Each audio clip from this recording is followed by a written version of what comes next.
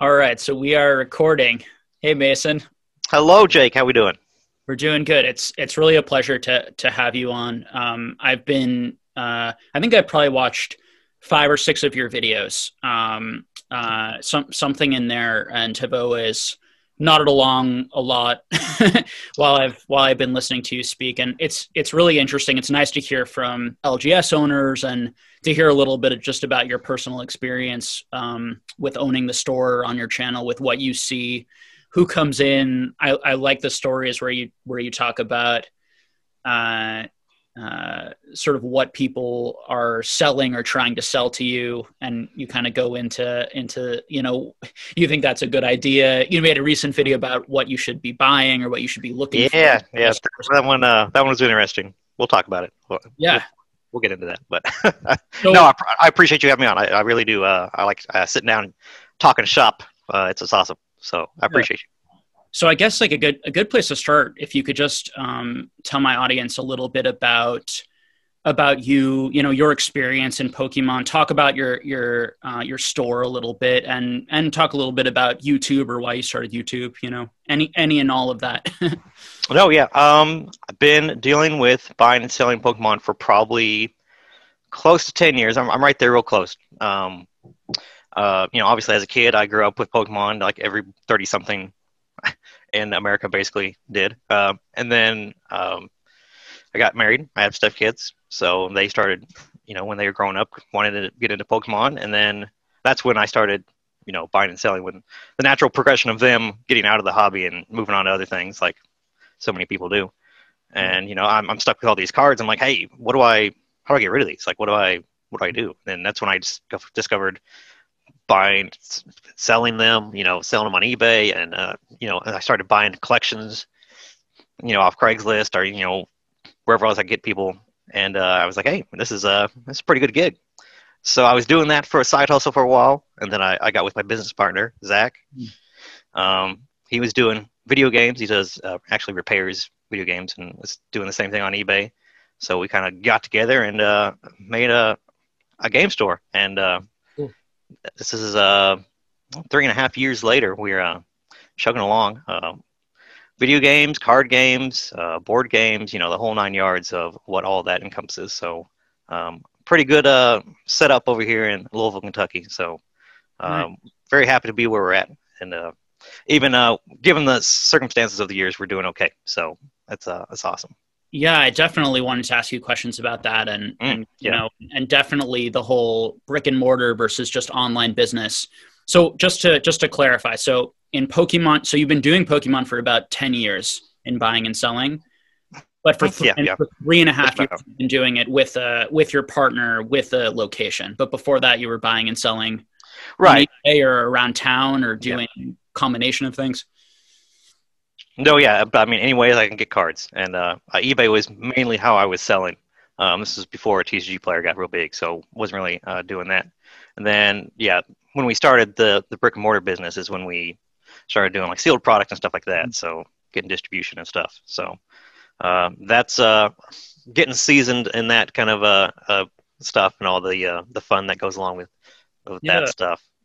So what do you think about, because I think that that's something that, a number of people are thinking about starting businesses in, whether they do it just an online business or having an actual location. What do you think of all of that going on right now? It is the number one question I get asked, Yeah. and the comments and people sending me emails and stuff like that all the time. Hey, I want to do what you're doing. I want to start Yeah. a shop.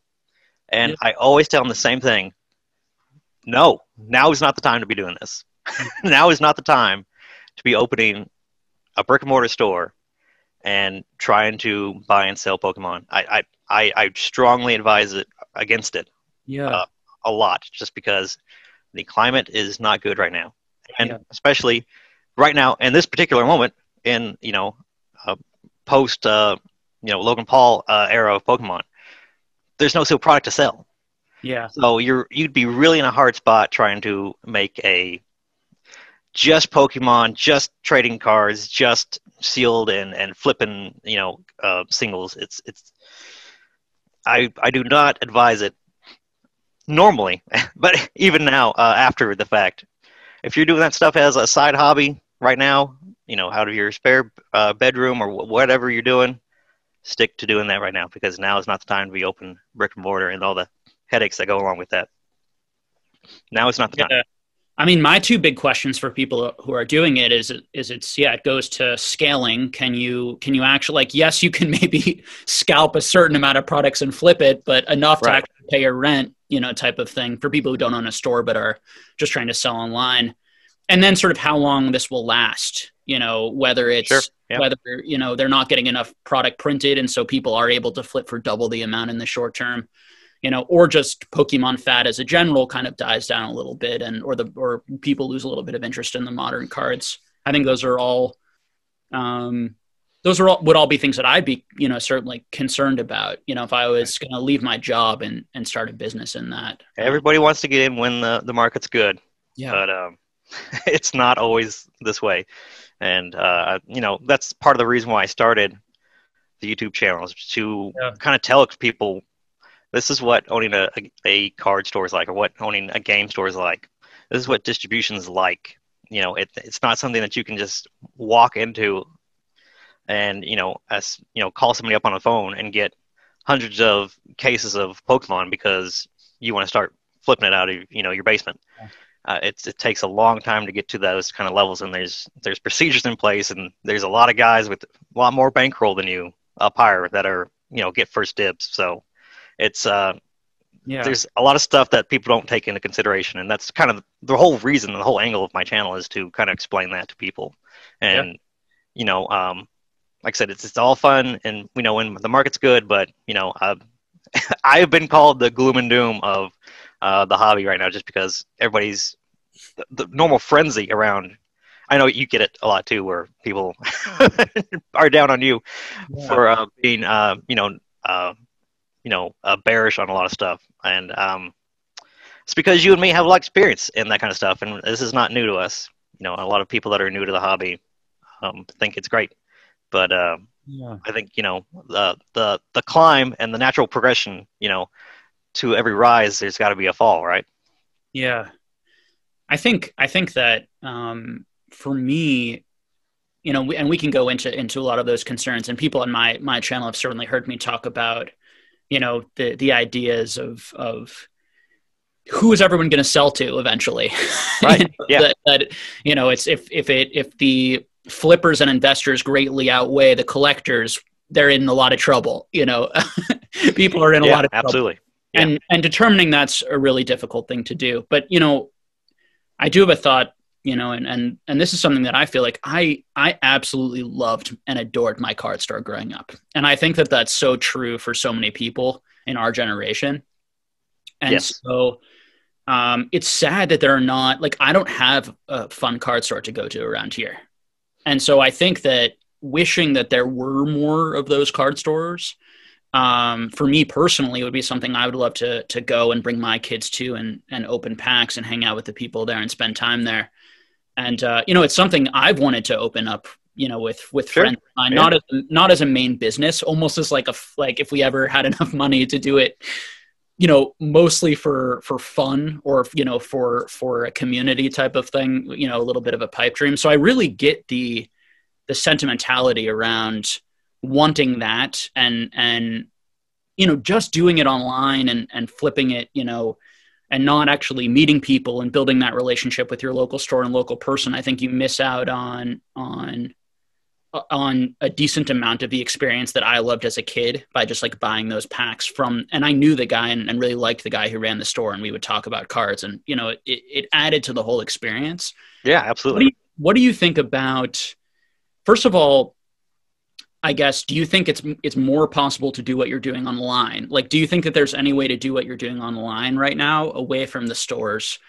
And is that something you've ever considered doing during this period? Where are you at with all of that? And then what do you think might be missing? Do you agree that there would be things missing for like your local community, or do you see some of the stuff that I see or feel so much? Oh, I mean, there's so much to unpack with what you just threw out there. Is it possible for people to do what I'm doing right now online exclusively? Absolutely. In a lot of ways, owning a physical store is only good in the sense of it gives people a place to come to you instead of, I can sell to anybody anywhere in the country anytime. Getting the product and getting that stuff back in is where it's hard. And, and I talked about it in some of my videos about, people say, oh, boo hoo, you don't have sealed product right now. And I'm like, well, yeah, but, people opening sealed product is where I get my singles, so I can buy and sell, that kind of stuff, which is where most of my margins come from. Yeah. So, if I don't have people coming to my store, opening packs, trading in the stuff to get whatever else they do want, or even more sealed product, that whole chain of a secondhand nerd pawn shop kind of falls apart when I don't have, the base product of where that stuff comes out of. So a lot of time people think I'm complaining or,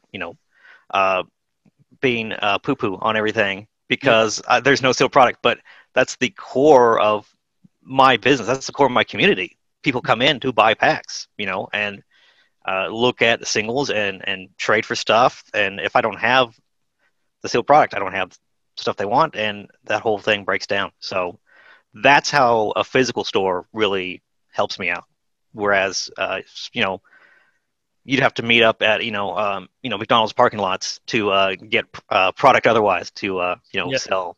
So that's where physical helps. But can you just amass, big, sealed product and ship it out and around the country? There's businesses that make tons more money than I do doing that kind of stuff. So it's absolutely possible. Yeah. Yeah, it's how is this year's events sort of hurt, if you don't mind talking about it, hurt or not, hopefully not significantly hurt kind of that process at your store of people coming in, and how has it affected you, down there? I cannot think of a more impacted industry. Yeah. Besides maybe like movie theaters or, event spaces. Yeah. That would be impacted by a pandemic more than a game store. Yeah. You rely on people coming into your store. Like I said, that foot traffic is your bloodline. Yeah. When you don't have that, it cripples a whole part of your business. Yeah.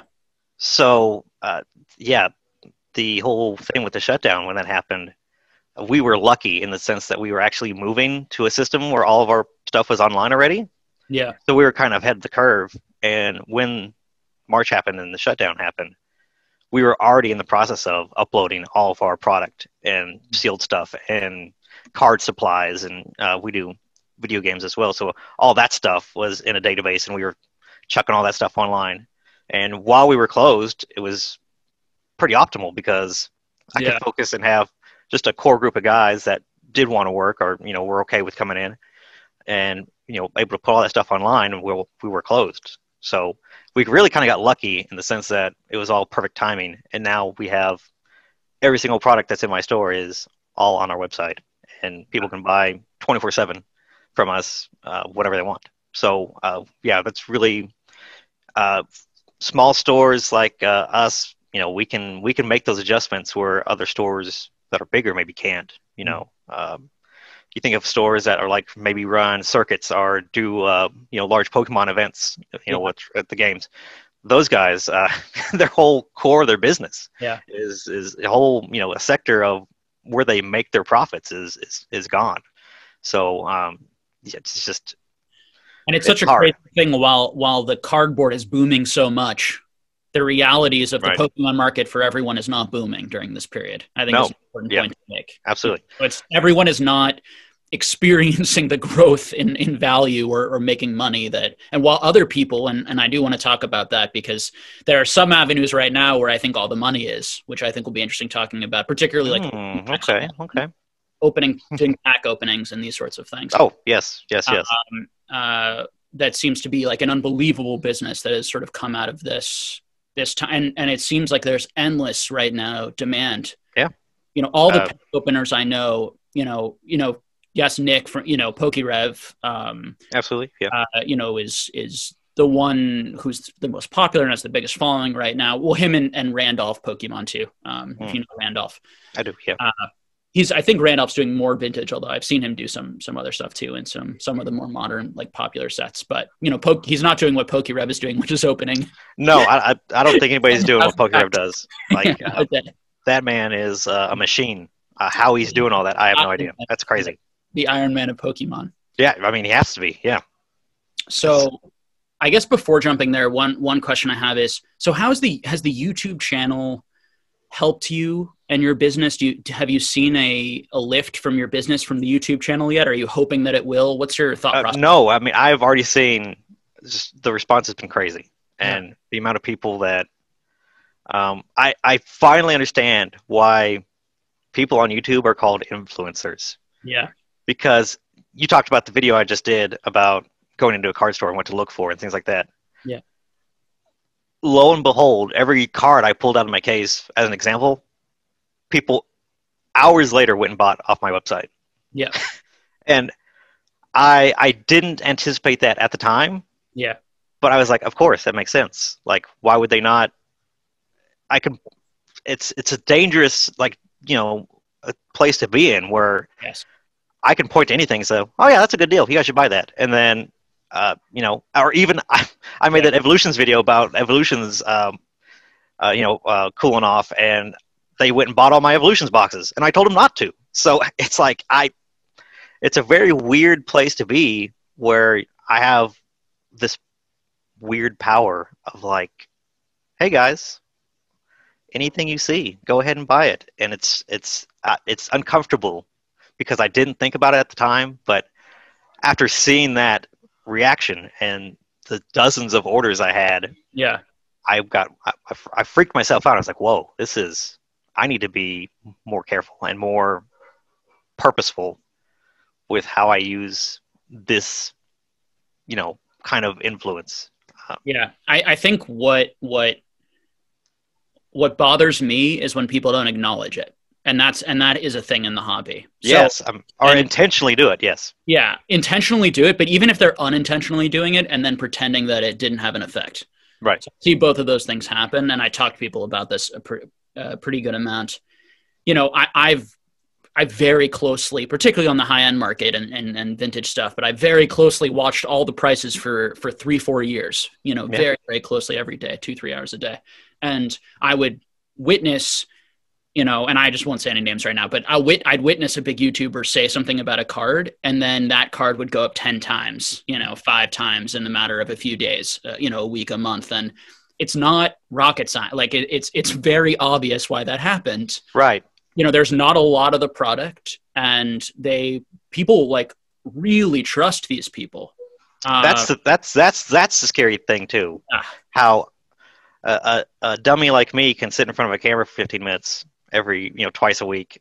Yeah. And then I automatically get some sort of trust because I'm saying truthful things and that I genuinely do believe, but I get people from around the world wanting to buy from me because they saw me on YouTube.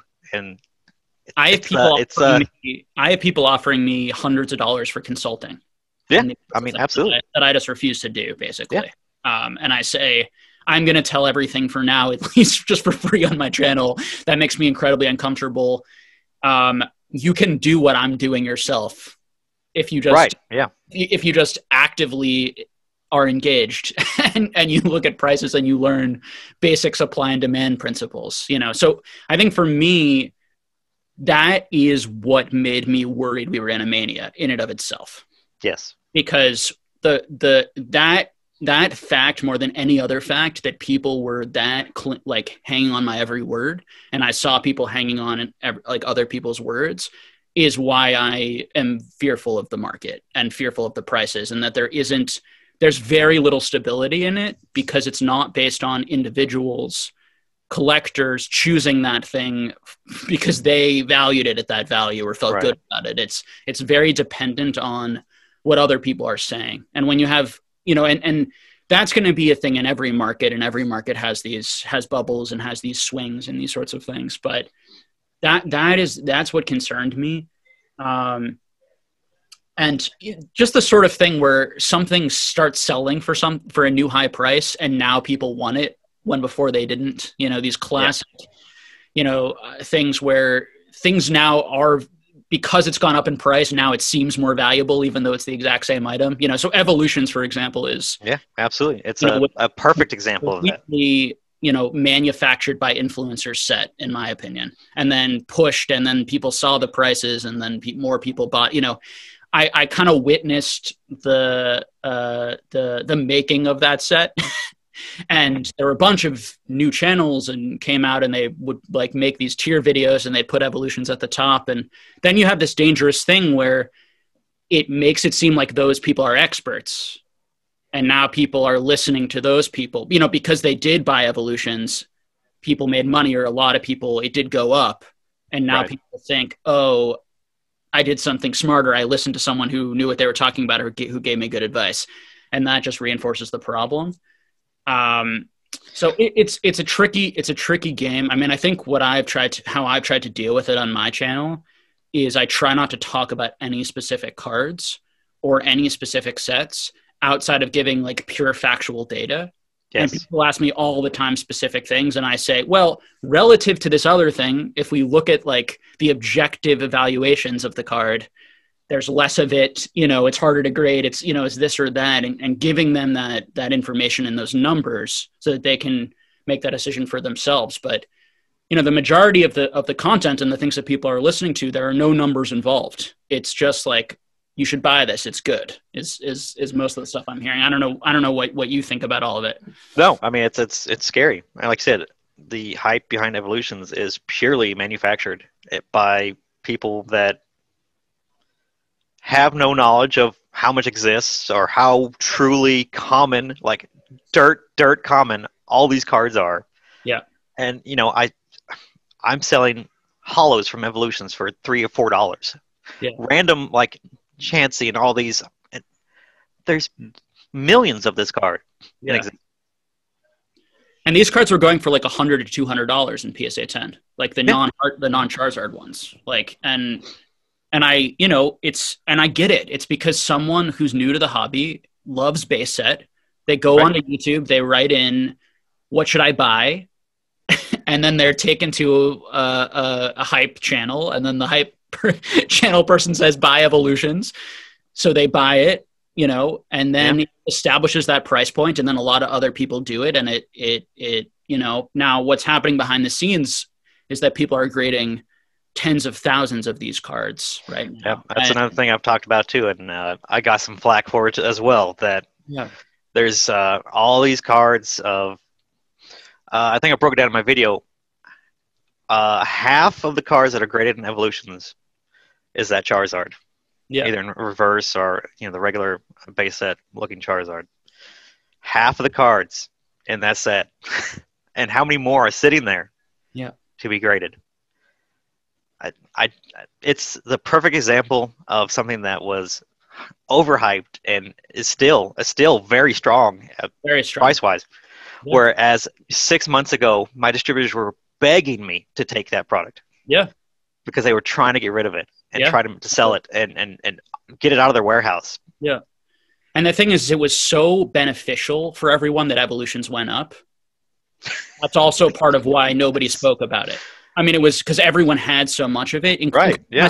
I have so much of it. Like, I have 7 or 8 PSA 10 CP6 Japanese cards that I bought for $3 each and graded them. Yeah. You know, these are selling for like $1,000, you know, and it's like, I'm going to say it because, you know, I don't know. I am, my girlfriend's like, stop, you know, at times. And it's just like, why don't you just like be quiet and make your money off of it? But I don't know. It just doesn't feel right. It doesn't feel okay. And it's the same Charizard I was selling for $10 in February. Yeah. I was selling for $150 in October. What's the logic? Yeah. So, I mean, like, if we want to look at it the other way, like best case scenario. So this is like best case scenario. And I don't know, and maybe you have more insight than I do. You know, best case scenario for Evolutions, people are still opening it, and people do like to open it. So, and I see these streams where people are opening a ton of it, and that I'm surprised about. If people had stopped opening it, it would be absolutely doomed, the sealed product. But the fact that, because there's still so much of it left, but the fact that people are still opening it does mean that it is going to reduce the supply.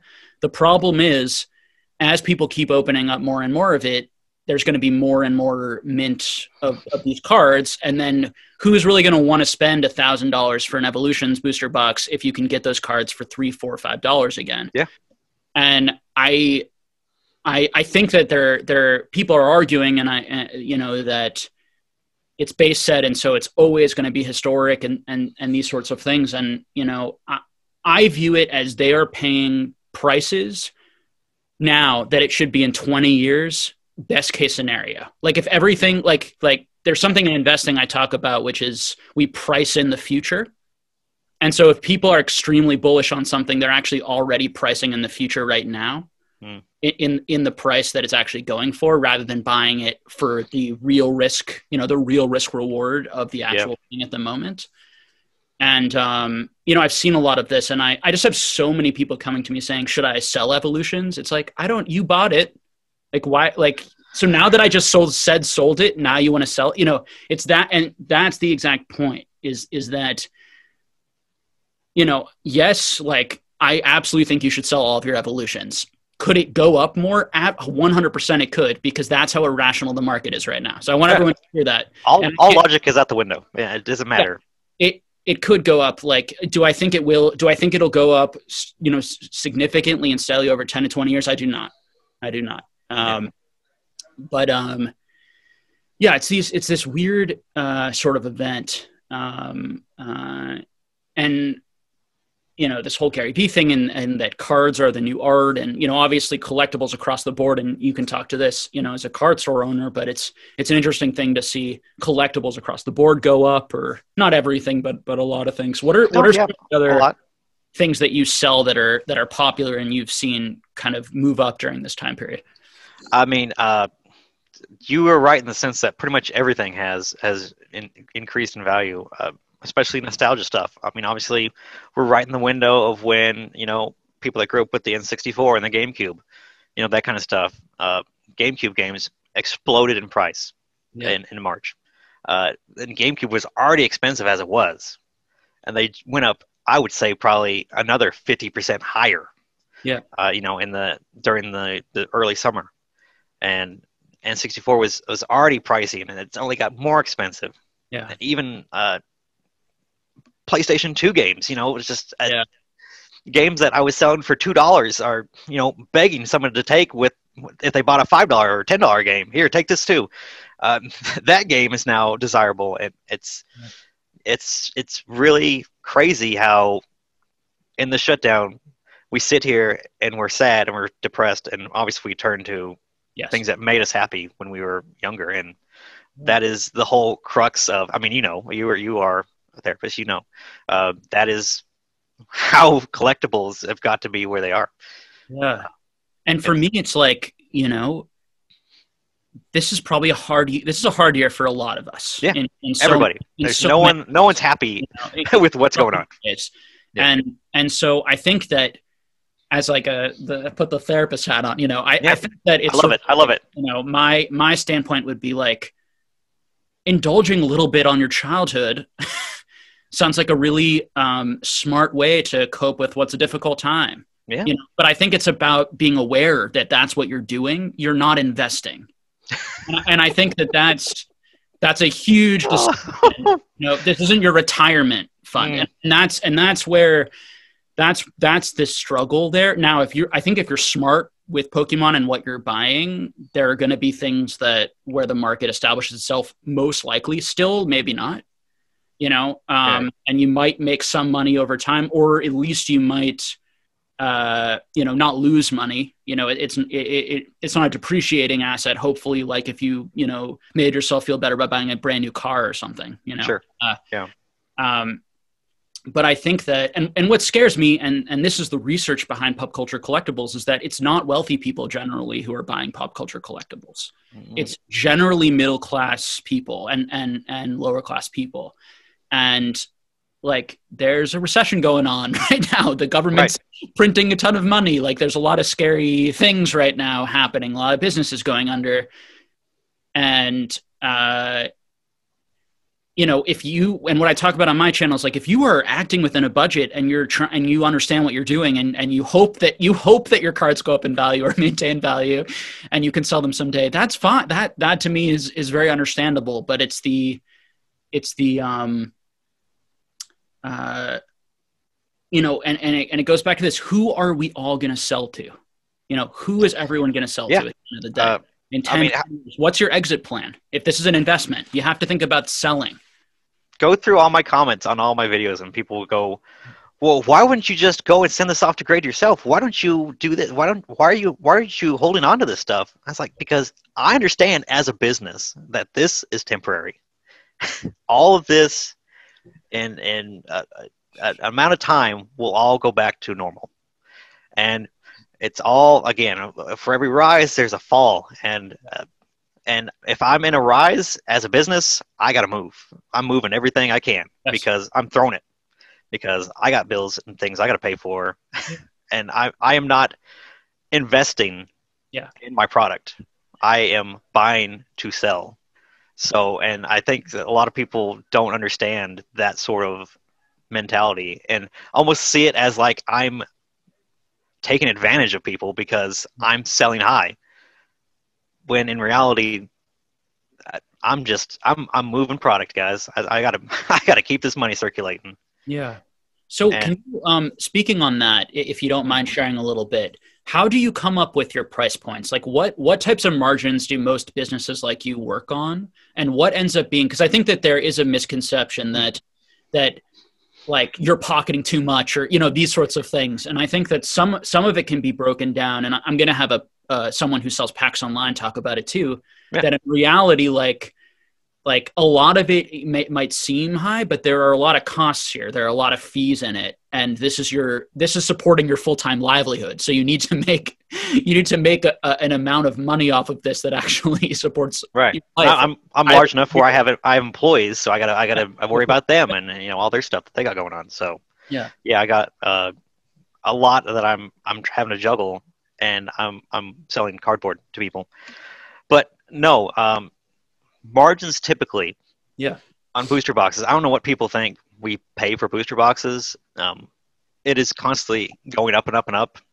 You know, a set that I got a deal on last, you know, in spring, and in the fall they're like, well, you know, they raised the prices again another $1, or, you know, something like that, and it doesn't seem like much at the time.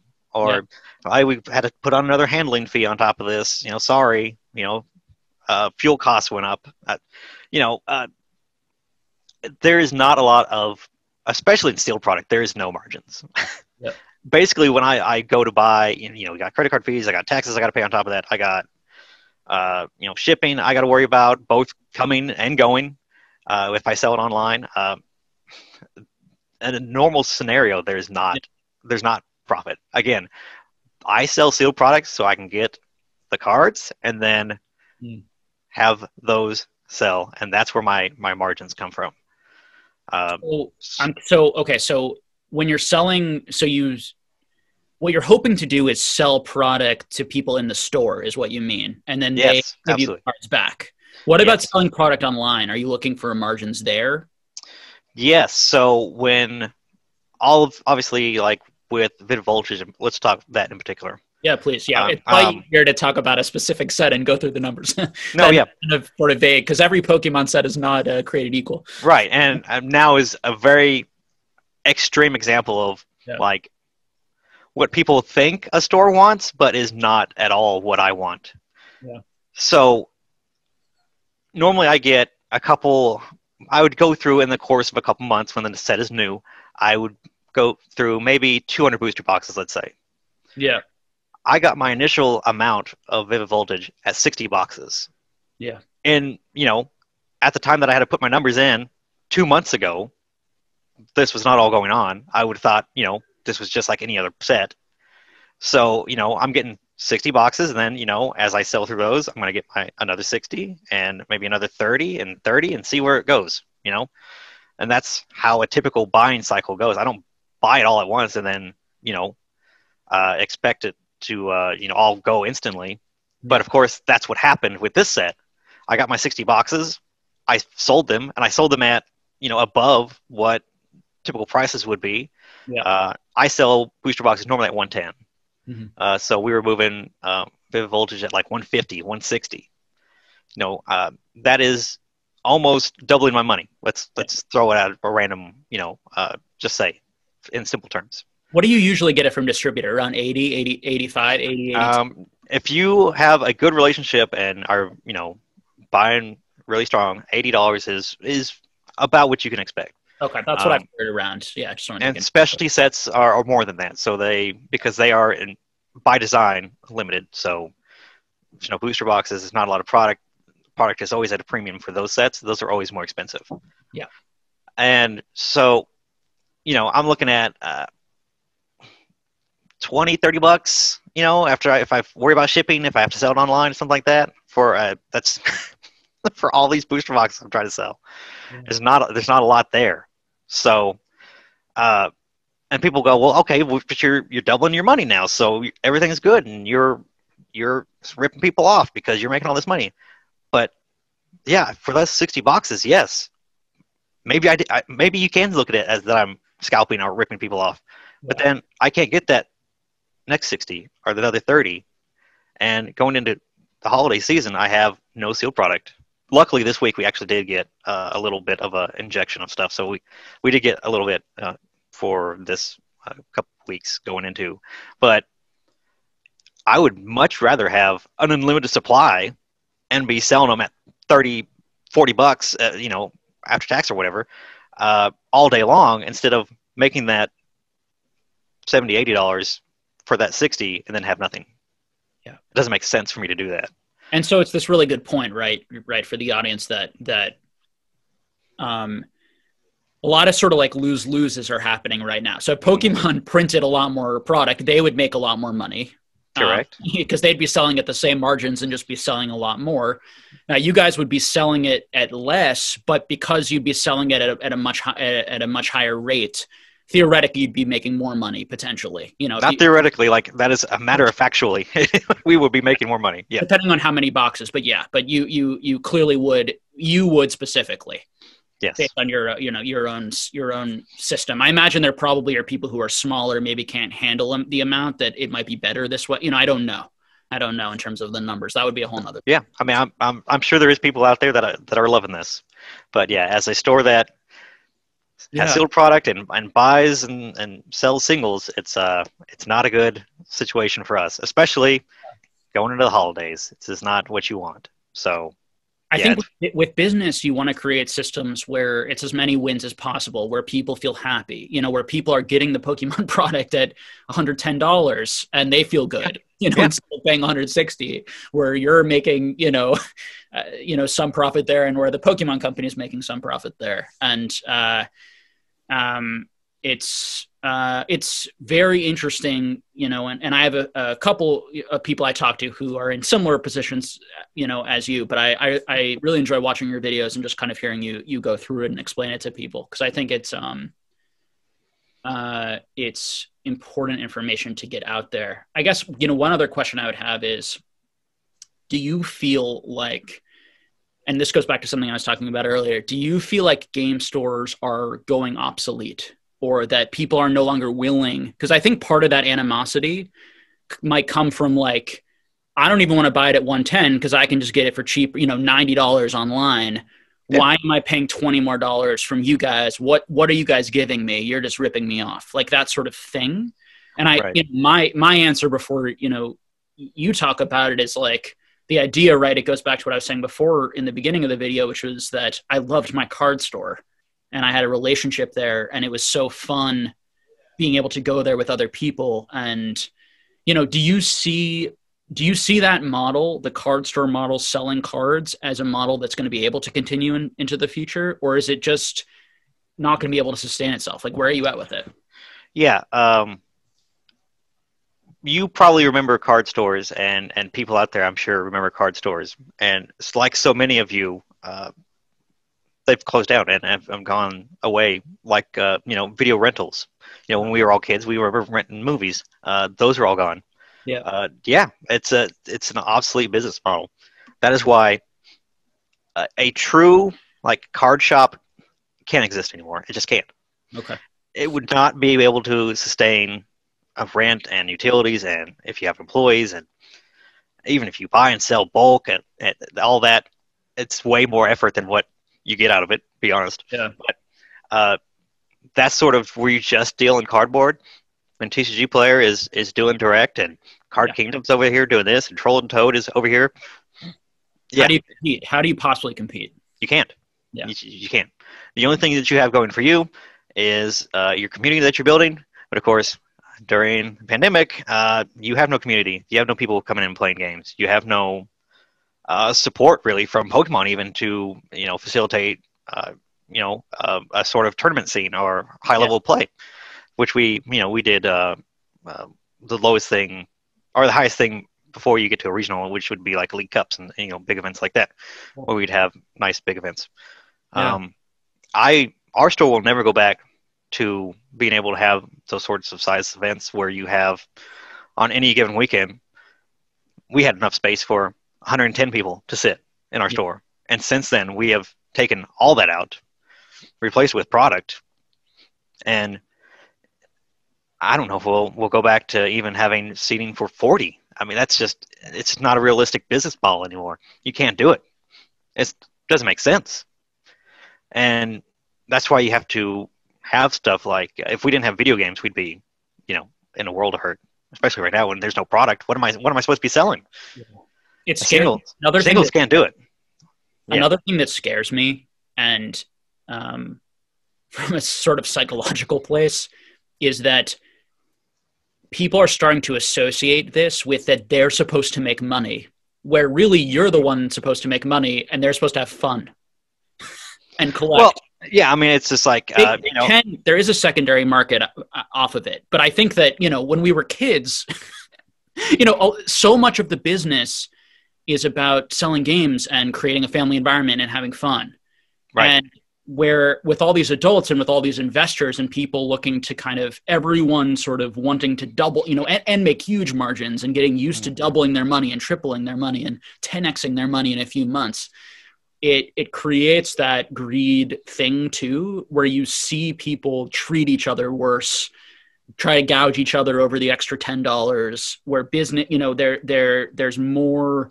And part of every bubble, one of the big hallmarks of every bubble is increased fraud, increased nickel and diming type behavior, increased yelling and rudeness and all these sorts of things. So I wanted to ask you too, like, are you seeing that? What is that like from your perspective? Do you feel like being a card owner has changed during this time period as it was before, or is that always existed roughly the same? Would you say? There's definitely more of an idea of what are you doing for me right now, and if you're not, why am I buying from you? Mm-hmm. What kind of deal can you get me? So what can you provide that I can't get online?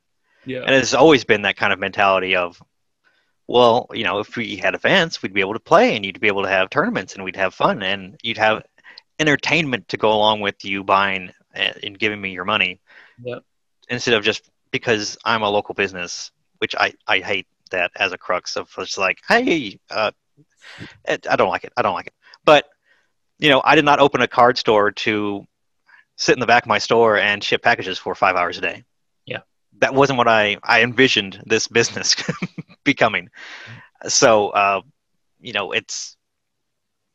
definitely didn't do this to become rich, but, there is that part of the community and the aspect of providing a service and a place for people to come in and enjoy and, have fun with each other that comes along with selling this kind of product, particularly Pokemon in particular, or even just talking about, casual conversations with people that come in and, maybe they are collectors instead of players, which Pokemon is fantastic in that it is the only TCG that has more collectors than players. Yeah. Realistically, and people love the big new shiny stuff, but there's plenty of people that don't care about what a tag team Pokemon can do. They just think it looks cool. Yeah. And the art's awesome. So that's the kind of stuff that I truly miss is that kind of stuff where people come in and fill out their binders, or they love Rapidash, so they're gonna have all the Rapidash cards, and I help them, find every Rapidash in the store, and so they can fill their binder up. Stuff like that is what I miss, and stuff that I wish I could see more of. But yeah. Do you think that these two things? So, I wonder if these things will ever be separated from a business perspective. Like, I wonder if you're ever going to have a business that sort of just runs events only, doesn't sell anymore, and they basically you have one. I don't know how you would do it. You would need to be running events like all the time, obviously, if that was your whole business, and it might have to be for the whole area. I don't know, and there might already be. I'm sure there are places doing this, I would imagine. They exist, yeah. There are places that do, did. did run events. We'll see what life is like after this for all of that. And then you kind of sell solely online, and your business, your selling aspect is solely online. And then your the store aspect or whatever, you're actually not selling anymore there. Or, I guess, although it probably doesn't, you might as well try and sell or do some of both. Yeah, I may organize them and put them in a glass case so they at least stay organized. But yeah. Yeah, and hopefully some people will buy. But I think of it too as I imagine there are there are different costs, and you wouldn't have to, it would be a different business where you wouldn't have a bunch of employees, salesmen, these sorts of things. It might be able to, where you just need to be open a couple of hours a day instead of all the time, and how that sort of business model will look. Yeah. I mean, in you saying that, we actually cut our store into a fifth and put a wall up and made a console repair area and a shipping area and a place to organize and keep the stuff where customers wouldn't be able to have access to, and we don't want them to see shipping stuff. So we gave up square footage to the idea of this is how this business is going towards. This is to grow and become a bigger business. Yeah. You have to move online. Yeah. There's no amount of walk-in traffic that's going to help you. There's no amount of YouTube videos that I can make and have people walk into the store, although it has happened, and I do appreciate that, and that is awesome when it does happen. But that's not going to generate the amount of foot traffic to sustain my business. If I want to truly grow and be prosperous and make profit even now, I have to sell online. You cannot exist as a card shop with the glass displays and sitting there and hoping people show up, because that's just not that business model is gone. It's gone. Yeah. So what percentage do you think of revenue generally, and you don't have to speak for your store specifically, but even just if we think about stores in general, do you think places are making online versus in the store itself? Just to give the audience an idea of what you think the percentages are. Before, let's say, even if we were doing, we sold on Amazon and things, just a couple stuff before the pandemic. I can say that. So we were doing probably, let's say pre-pandemic, just normal times. Yeah, exactly. We would do, maybe we'd put some slow moving stuff online, or maybe higher end stuff that people aren't going to walk in and want to spend thousands of dollars on, or something like that. Yeah. That kind of stuff is obviously what we would put on TCG Player and stuff like that. So we did do a lot on there with spare singles and stuff like that. We were probably doing, I would say, 25 to 20, to 75 being in store. But we were actually just looking at this number today. It's almost flipped to about 60-40 to being online, especially right now. It's holidays, so we're seeing an uptick in that as well. But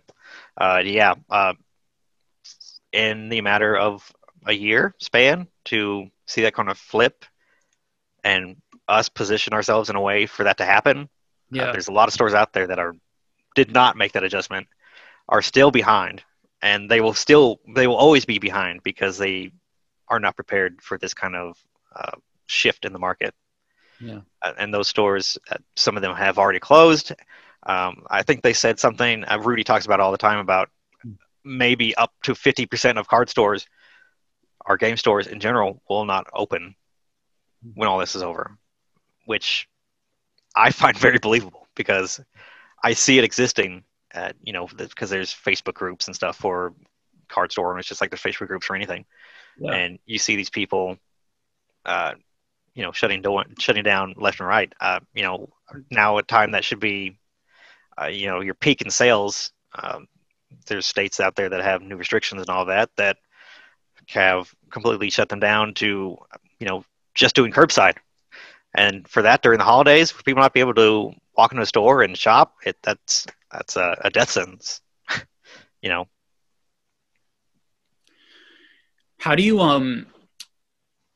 So a couple more questions about the card shop, and then maybe Sure. we'll go a little bit more into like the general market, because I'd love Yeah. to hear your take on that as Sure. well.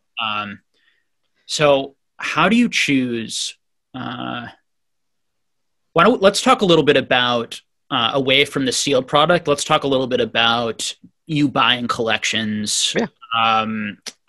Yeah. How many people are coming in? How often are people reaching out to you through YouTube, these other places to sell collections? And what is sort of your thought process right now with everything? What do you tend to look for? Whatever you feel comfortable sharing. No, yeah, I mean, I've talked about in my videos a couple times about.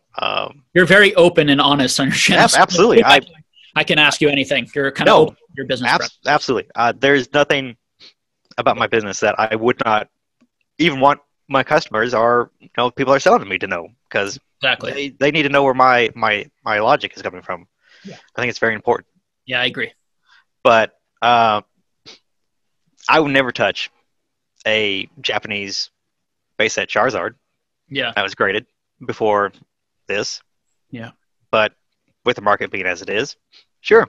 Yeah, I'll take a stab at that, see what I can do. You know, a lot of people are bringing in. I mean, if we get phone calls all the time from people. Oh yeah, I got the old first run Pokemon. Yeah, I got that in a shoebox somewhere.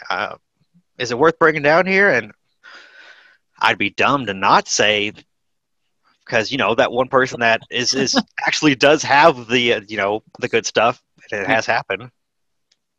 But, you know, we're seeing a lot of that where people are seeing, and that's how I got my. I don't know. Did you see the video about my first edition Jungle Box that I had? I have not. That was one thing where an older gentleman came in. He had his son collected. Yeah. And he was going off to college, or maybe he was already in college and wanted, you know, money for that. And he heard about Pokemon going crazy, and he brought me this first edition Jungle Box, you know, to sell to us. And, you know, stuff like that, I would never have imagined to even walk into my store. But this year, sure, anything's on the table at this point, just because of how crazy the market has been. There's lots of stuff. A lot of people that hear, you know, the excitement and the frenzy, and, you know, they go through their attics and their basements and their, you know, wherever I've had a person bring in a huge binder, like a 3-inch binder of all, you know, plastic sleeved cards that had beautiful shining Charizard, Neo stuff. It's just crystal shining cards. But they had potting soil in them, where they had been in a garage for 4 years, and oh yeah, I got Pokemon down there, and they had to like move their potting soil to bring me this binder, and in the pockets with the cards is just like dirt and stuff, where I'm just, here you go.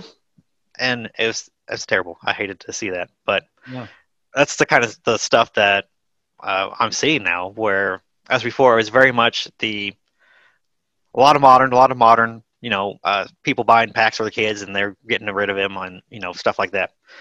Whereas now, yes, older stuff is showing up, and I've always loved, you know, buying and selling older stuff, but now it's just people walking in and looking for it, and people that say, hey, I did sports, and I'm going into Pokemon now. What am I looking for here? Completely, you know, with no idea of what. You know, they know a Charizard, but what's this one? Why is this one look like this? Why is this one shiny and this one isn't? What's a first edition versus a Shadowless? All the stuff is daily conversations I have with people now that are coming in. Yeah, it's the lack of knowledge and the lack of like clear, just like the surprise that it's that difficult to find that information. And I think the Shadowless first edition stuff, they could easily look that up online, of Sure. course. Yeah. Plenty of it is on these sorts of things, but there's a lot of stuff that is not easy to find. Now, I've been collecting and getting into some other CCGs, which I'm going to talk more about on my channel. And it's a lot harder. I mean, Pokemon compared to a lot of other things is in a better space because there are a lot of Pokemon YouTubers. There are a lot of people talking about this stuff. And it's pretty, you have a lot of people who just like come on here and share what they know instead of, keeping it to themselves and using it for their advantage or this sort of thing that you might see in some other places and spaces. But, yeah, you think of things of like all the unknowns of Pokemon, and like, they talked about the. Did you see the Blastoise prints with the magic backs? Sure. Those stuff. Like, how many of the dead card games that you're into that those stories would never be told if you didn't have those people posting about that stuff in these Facebook groups and stuff that you'd never hear about, or cool little interesting things like that you'd never hear about. I love seeing that kind of stuff. That's part of the hobby to me, is gaining knowledge. Me too. We're not experts because we know everything. It's because we're seeking that information. That's how we grow and become knowledgeable in the field, right? So and I think it's a relatively expert, have a relative amount of knowledge compared to some people. I do think that there's a limit in Pokemon, and there is not that much to know. Like it goes away, particularly if you get into Japanese, trophies and vintage, and you're looking at like glossy versus non-glossy Korokoro, and like which came out for like, and what should be more valuable, what's rare, what do we think the distributions are. But a lot of that work has been done by some amazing people that I've been lucky enough to become friendly with, and I'm in Discords with them, and they just, for free send me the information. Yeah. And then people like me that don't know that old stuff, I come to your channel and I watch it, and I see, oh, Jake, the all-knowing, here he is. He has all the information. Oh yeah. But like for me, it's like everything that I know, I've been told by some, I don't work for what, like, there's nothing, there's no like hidden information that I have that some people think that you do. People think you do. Yeah. And now what I tell people is it came from work and developing the relationships and also being extremely interested and passionate. And and wanting to know everything for myself, because like you, I love the history as a collector, but also for the investment financial part, like I want to know everything about something before I put money into it to have a sense of what I can expect in terms of supply and demand to the best of my ability, to make those objective value judgments. That's the little nugget of information that people are missing when they come into this and they're like, oh, there's money here. Yeah. I'm just going to gobble everything up and grade it and then sell it, and off we go. Doesn't matter what it is. Yeah. They don't care as long as they're making money. I had a guy that does real estate come in and wipe out my cases of all my Charizards, all of them. Didn't care what it was. Yeah. And I just happened to get a first edition base set in, first time ever. And then 3 days later, this guy comes in. I hadn't even like put it out to have serious offers on it. And he's like, yeah, I want it. How much is it? Yeah, okay. And lump it in with the rest of them. It's just like, nothing other than he didn't even look up what I had. I could have said any number at that point, and he would have been like, yeah, sure. It's either complete and utter like mania and insanity, or it's intelligent and realizing that everyone else is in a mania and I'm gonna take advantage of it. I don't need any information in this market. Everything just goes up. Every Charizard just goes up, and it's crazy. And I've seen it. My dad's a financial advisor, and my dad is a collector of art. That explains it then. This is where all this background. Okay, now it's making sense. Yeah. So, I'm a social worker therapist, but, which helps me probably a little bit with, I don't know, communication, people, understanding things, whatever. But definitely the background is my father, and I've been investing in the stock market and all sorts of things since I was like a little kid and pretty obsessed with it and interested in it. My dad and I speak about it pretty constantly throughout my life. and my dad collects art and loves art and has collected like porcelain and other sorts of things. And so Okay. for me getting into this field, the first thing I did was study all the other pop culture collectibles before I started putting money into Pokemon. And I think part of why I was very successful in this was I saw a lot of parallels in Pokemon that I saw in early comic books and, and sports cards. And so for me, and it's been, right so far, has worked well so far, is these notions of linear, non-linear growth, and it's more cyclical, and that like people revisit, as you said earlier in the video, revisit their childhood during specific periods. And then what happens is markets establish themselves. The modern stuff becomes worthless, basically, because so much of it's printed and there's mania around the modern stuff. And then the vintage stuff, particularly the PSA 10 high stuff, actually does experience linear growth. Now, it's going to go up and down and have issues. But as long as the market really establishes itself like sports cards does and is really here to stay in a lot of ways, which I think it has a good chance of doing, that's what I predict happening. But I think what happens is 1% of the market does that. The rest of it becomes worthless, like absolutely worthless. Yeah. I predict people are going to be having boxes of graded cards that they cannot sell even close to the value of the grading. See, that is exactly for $50. These are cards they're buying for $50, $60, $70. And people think these cards are gonna be worth $1,000. So it's not only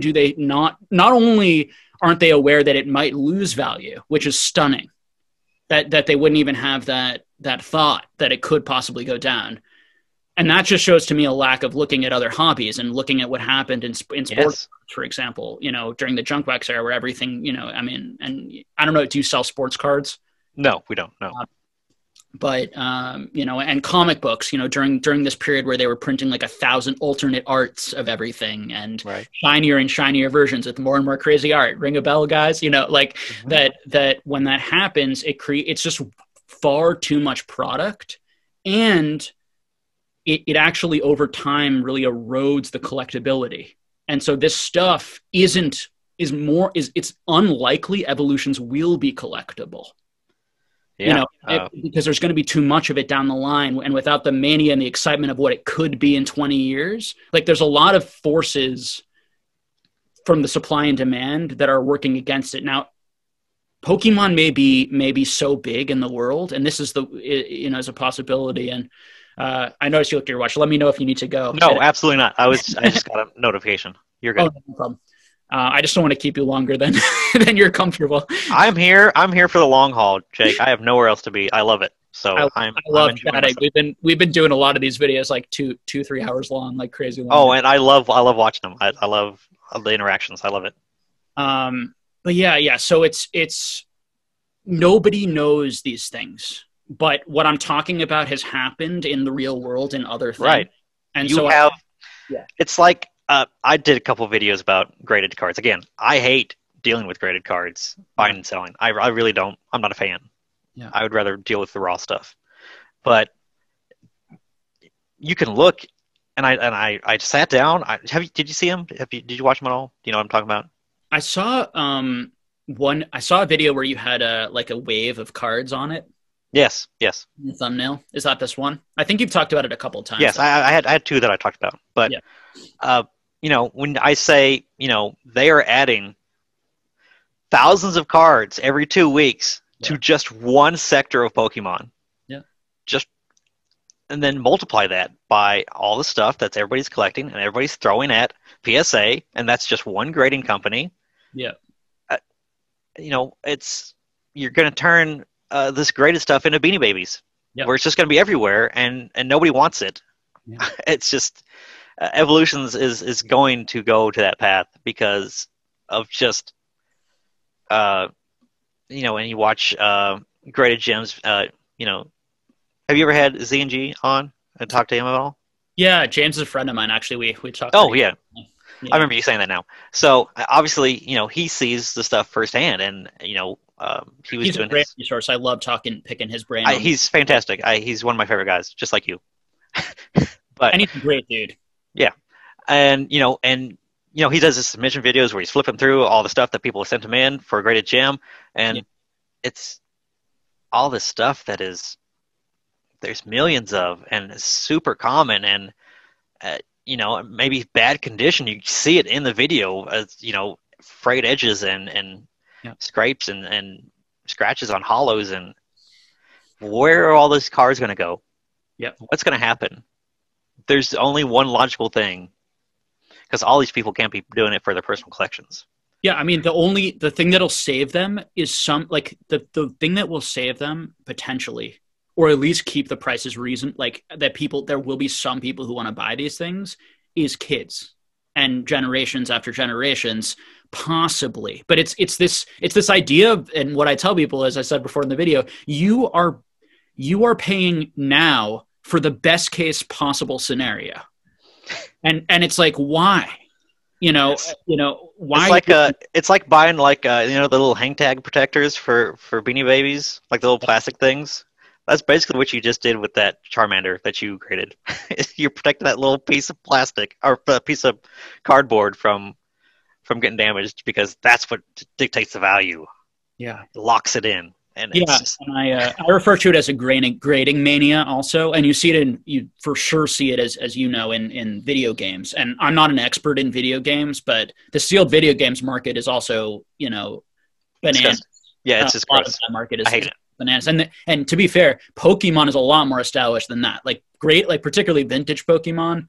Like, the pop reports are much more fleshed out in vintage Pokemon, and they're not fleshed out. Even base set first edition has a ton more, and even gold stars and things like that, there'll be more. Yeah. But graded video games, like how new it is, like it's Wild West. Many it's of Wild West, and who wants it? Who wants it bad enough? How many of a lot of these games are out there? I don't think anyone has any idea. No, yeah, and it's the same thing where there's a dude sitting on a pallet full of evolutions that could bust it all and submit them. There's probably a dude sitting on a pallet of whatever game that's graded that somebody just bought for hundreds of thousands of dollars. It's all the same stuff. It's all relative. Yeah, I think it's about being, so first of all, it's about who owns the product, and has there been time for the prices to be established in a healthy way over time.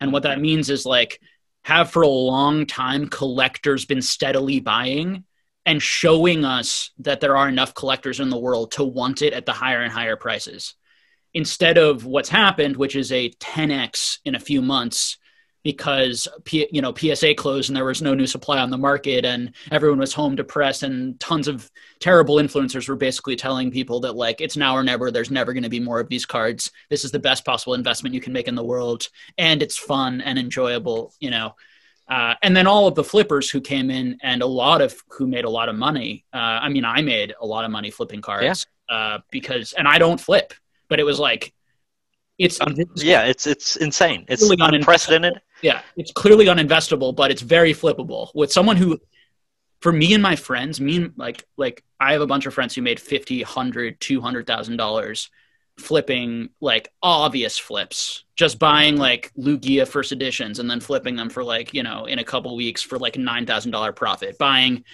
just had a friend make $20,000 on a play on the Umbreon.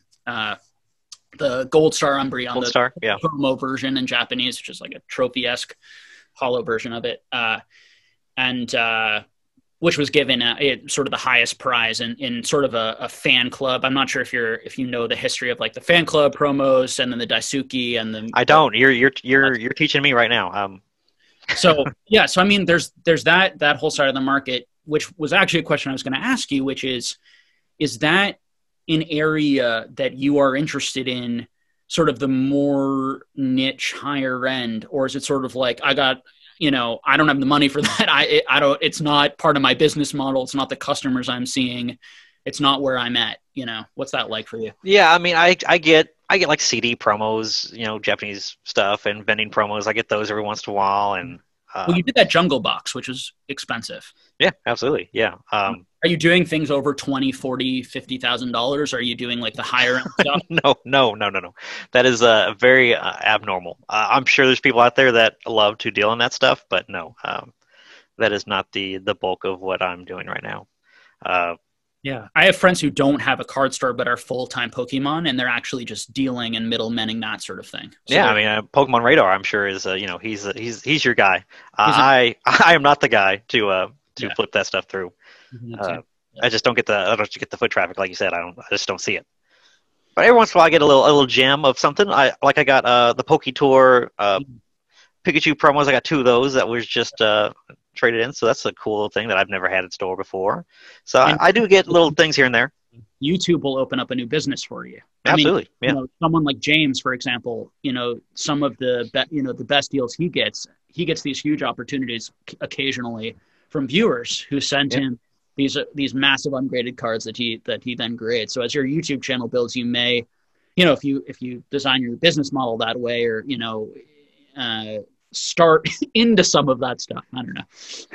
No, yeah, I'm not opposed. Yeah. I'm all up for learning and having awesome pieces that I have never seen before. That's all awesome, and I love to learn and see what Have the ever market is. any questions or anything? I'm here. Hey, I now have an expert to go to. I got a guy. I got a guy now. I have like 3 or 4 experts that make me seem like an expert. So. Hey, there you go. It's great. That's awesome. Yeah. But yeah, obviously, for a retail store like me, I'm dealing a lot of modern stuff. I get the old collections in every once in a while, but that kind of truly unique stuff, I do treasure it when I do get it in, because it's just stuff that I don't get to see very often. So It is cool. Yeah. So what just going personal for a second to switch gears a little bit before we maybe talk more market, what what made you want to do this? Why did you you've gone into doing this, you said 10 years ago. So I'm not sure how old you are, but you were early 20s when you got into it, or I mean, probably like 22. Yeah. So yeah, I'm 32 now. So I guess I enjoyed the idea of finding and searching out this kind of stuff. Yeah. And like I said, when I get something that I've never had before or never thought I would have, didn't even know existed, and it was in a collection, I'm just like, wow, that's neat. Let me go on Bulbapedia and see what the heck this is all about. That sort of stuff is what I enjoy. Yeah. And, I on a weekly basis, I see weird things walk through my door, which is a great part of having, a place for people to come to instead of just being online, is the ability that anything come in, and there's a potential that people will want to sell it to me, and that's cool. Yeah. So have I turned some cool stuff away? Yeah, I have. But if I have the ability and we can agree on a term, I love that kind of stuff. And I guess that is really the experience of truly finding something rare. It's like people that buy storage lockers and stuff like that, I guess, is very similar, where they buy lots on eBay and sight unseen, that kind of stuff, where you're just treasure hunting, you're just having fun. And that's I guess that's really, I'm just doing it on I don't know if it's a macro scale, but I just have a bigger net, I guess, to get that kind of stuff in now, which, and YouTube is helping with that too. Like I said, I'm getting a lot of stuff in from viewers and people that say they want to trade stuff in. So it's awesome. I'm just growing my net at this point, and I do genuinely, that's got to be the reason, because it's not for the money. That's definitely not why. It's just got to be for the experience and the fun of seeing what's out there. So that is really what I do enjoy the most. Did you open a lot of packs when you were a kid or in your teens, or what? Did you collect a lot when you were younger, or what got you sort of into collecting when you got back into it in the early 20s? It's in early 20s was when my kids, my stepkids, were getting into playing, and they actually played pretty seriously. Like, we went up to nationals in Indianapolis one day, or one year. So that was cool. Yeah. Cool. They stayed in it long enough to go through that kind of stuff. But so that is really when I really got like the bug of like, hey, people got this stuff in their attics and their basements, and they're, they don't know what they have. That something could be cool. And I've told people before. I don't think I've ever told it on YouTube. I've had, and I bought deals of You know, the Neo set's complete, first edition, mint. Yeah. I picked up for like $80, you know, Yeah. back then, and I was amazed, astounded, proud of myself to sell them all for like $680, which now is like, you know, I sold a Shining Charizard for $450, and I was so proud of myself. Yeah. When it's just like, wow, if that was now, whew, you know, Yeah. but that is truly like the experience that there's no price on that. Yeah. To say that I had that kind of those cool pickups that I can look back on and be like, yeah, that was pretty crazy.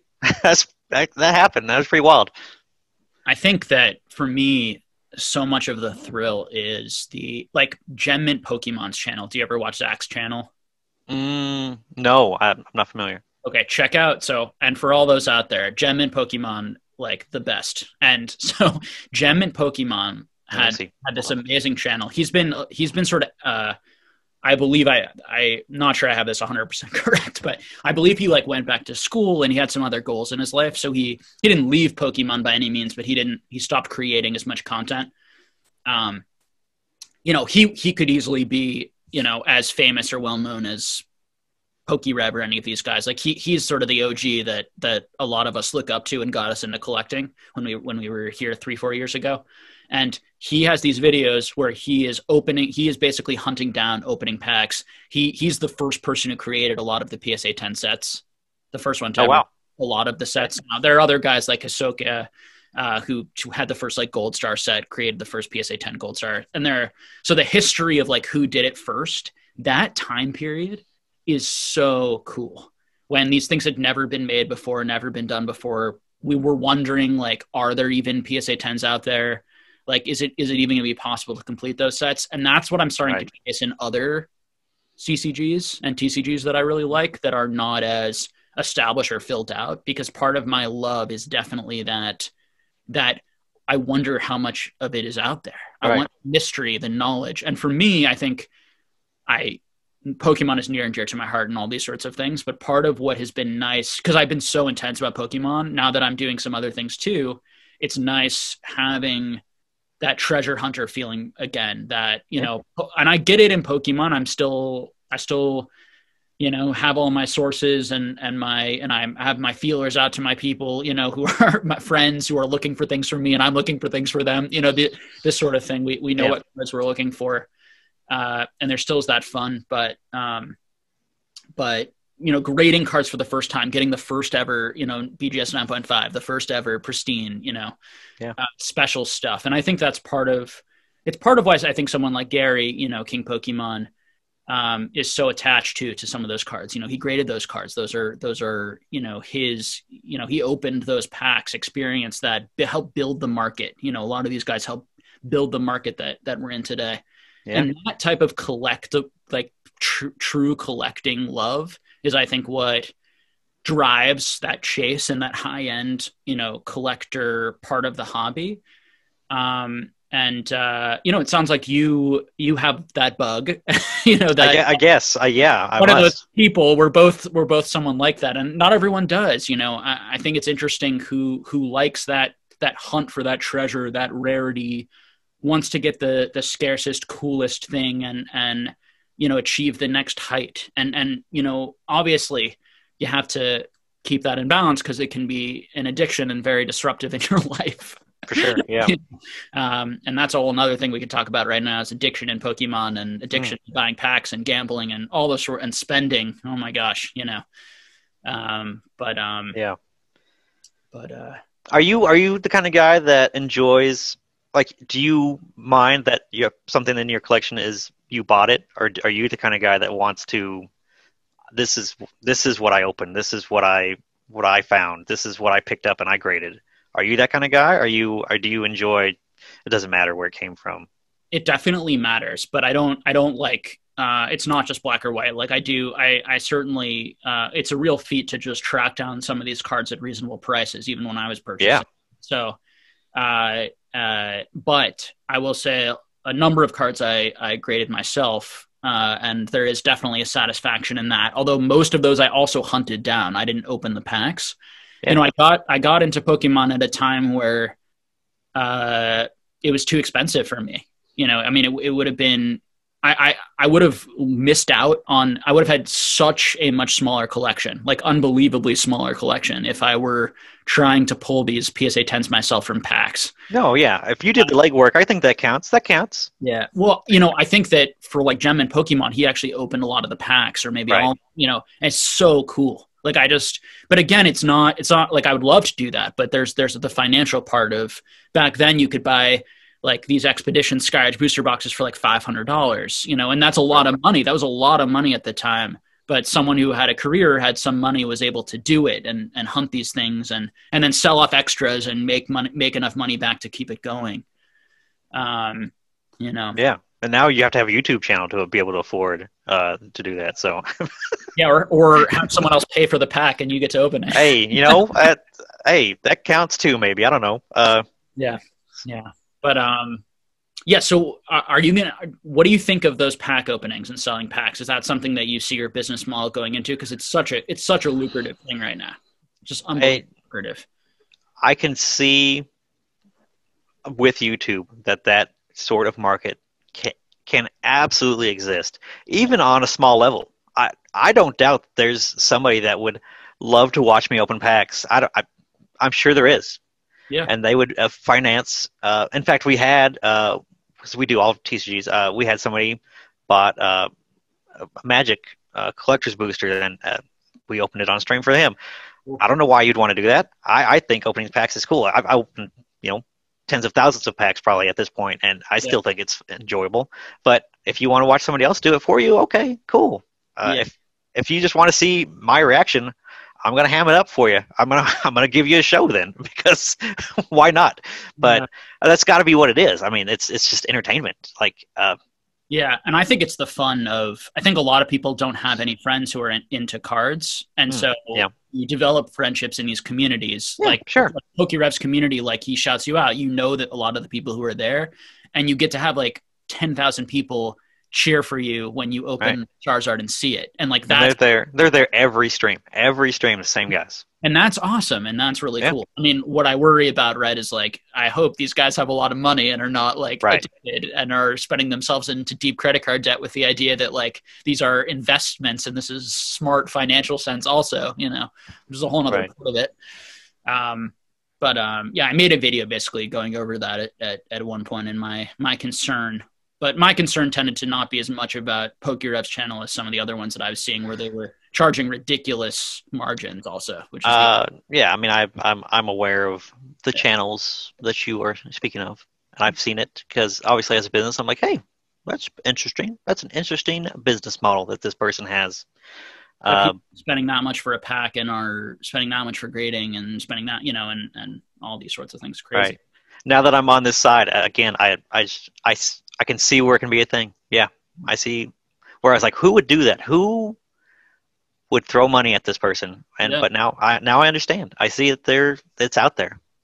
Yeah, I mean, I had someone who, came to me and said, like, I'm so sorry, Jake, but like, I'm not gonna be able to like watch for like a little bit. And I was like that's great, but like, that's very endearing. I love it. Yes. You and I don't have a relationship, my friend. Like don't like I care about every human being because that's like my morality. I'm sure it's yours too. It's like I care about you as a human being, and I'm happy to talk to you and help you. But like, do not create weird idols out of you and me or any person you're seeing online. Like, and I see this, and I see people take advantage of it. Like they take advantage of it for business. They're the expert or the all knowing. And they like that, and even try to push that model, Whereas someone like James, and why I have so much respect for James will be like, I don't know, right? Is what it is. Mean, I'm just out here doing my best. Like I have some ideas. I don't know if they'll work out, And it's like, it's not only, of course, if we want to look at it, it's a good business sense in the sense of being that transparent, with people and builds that goodwill and trust. No, yeah, I love it. I mean, I live the same way. I believe in the same business philosophy, so I can respect it. Yeah, It's a truly awesome thing that somebody says, yeah, I don't know. I don't know what's going to happen. I don't know what that's going to be worth in 5 years. I don't know if you should open this. I don't know. Yeah. Uh, that's somebody that truly understands that they know more than what the person that says, "Oh, hey, yeah, you should grade that. Yeah, you should do that. Why? What? Yeah, why not? Why wouldn't you?" Yeah. That's the kind of people that worry me. That tell people that kind of stuff. Yeah, I mean, there's a lot of pressure to for people, you know, and I say this like I have the luxury that I have a career, so I don't feel pressure to grow my channel or do things to, you know, make this, you know, make more money or these sorts of things. Like you know, honestly, for you, like this is a great potential thing for you and for your Yeah, business. absolutely. Yeah. You know, and so you're handling it great. I think James handles it great too. You know, so I mean, I'm very much on the side of like people can create businesses out of this that are good experiences where they're giving valuable information to their viewers where people enjoy watching them and it doesn't create like a weird cult like you know following Right. that's doing a lot of damage. But it's tough. And then there's just a whole other issue that we're in a difficult time right now. People are stuck inside and are just, you know, need Right. some company. And Yeah, any interaction, if they have to pay for it, is still company. You know, it's still yeah, interaction. yeah. Yeah, it makes. I mean, it makes sense. Yeah. But yeah. So what do you think about where do you think let's talk a little bit about the modern market. You know, I Okay. saw your latest video. What cards do you like? You might be repeating a little bit of the stuff you said in that video, and people should go check that out. But like, what do you think is investable or will hold value in modern? Do you believe in some things in modern, or do you feel like almost all of modern isn't long term investable? No, I mean, yeah, absolutely. I mean, there's definitely stuff in modern that you know, Pokemon loves to do like these little streaks, and they'll do it for like 2 or 3 sets, or maybe like the whole year, where they have like a specialty stuff like prisms were the last thing that were kind of special that they did for a couple or break cards, Yeah. you know, that kind of stuff. Now we have amazing rares, which I think are beautiful cards that are definitely going to, you know, be collectible and sought after just because they are so unique. Yeah. Uh, I mean, and that's the kind of stuff when people ask me, you know, uh, what they should be looking at to hold on to, or you know, make a collection of, or you know, whatever. It doesn't have to be necessarily to invest in, but or stuff that is unique. You know, that's the kind of stuff that I direct them towards, and stuff like that I knew was going to be an awesome piece, like the stained glass Hidden Fates promo from the Bird Trio. Yeah. Uh, I was buying that card off people for $4 or $5 when that set was out, Yeah. knowing that I'm gonna stack these and I'm gonna buy every single one that I can because I know that in a year, 2 years, 5 years from now, this is a unique card. It's a very stylized card that they will not be printing other stuff like this. You know, it's that kind of stuff that does exist in, you know, modern cards that you know, will be popular forever. You know, it just has longevity. The perfect example, like I used in the video, is the Pikachu from Cosmic Eclipse.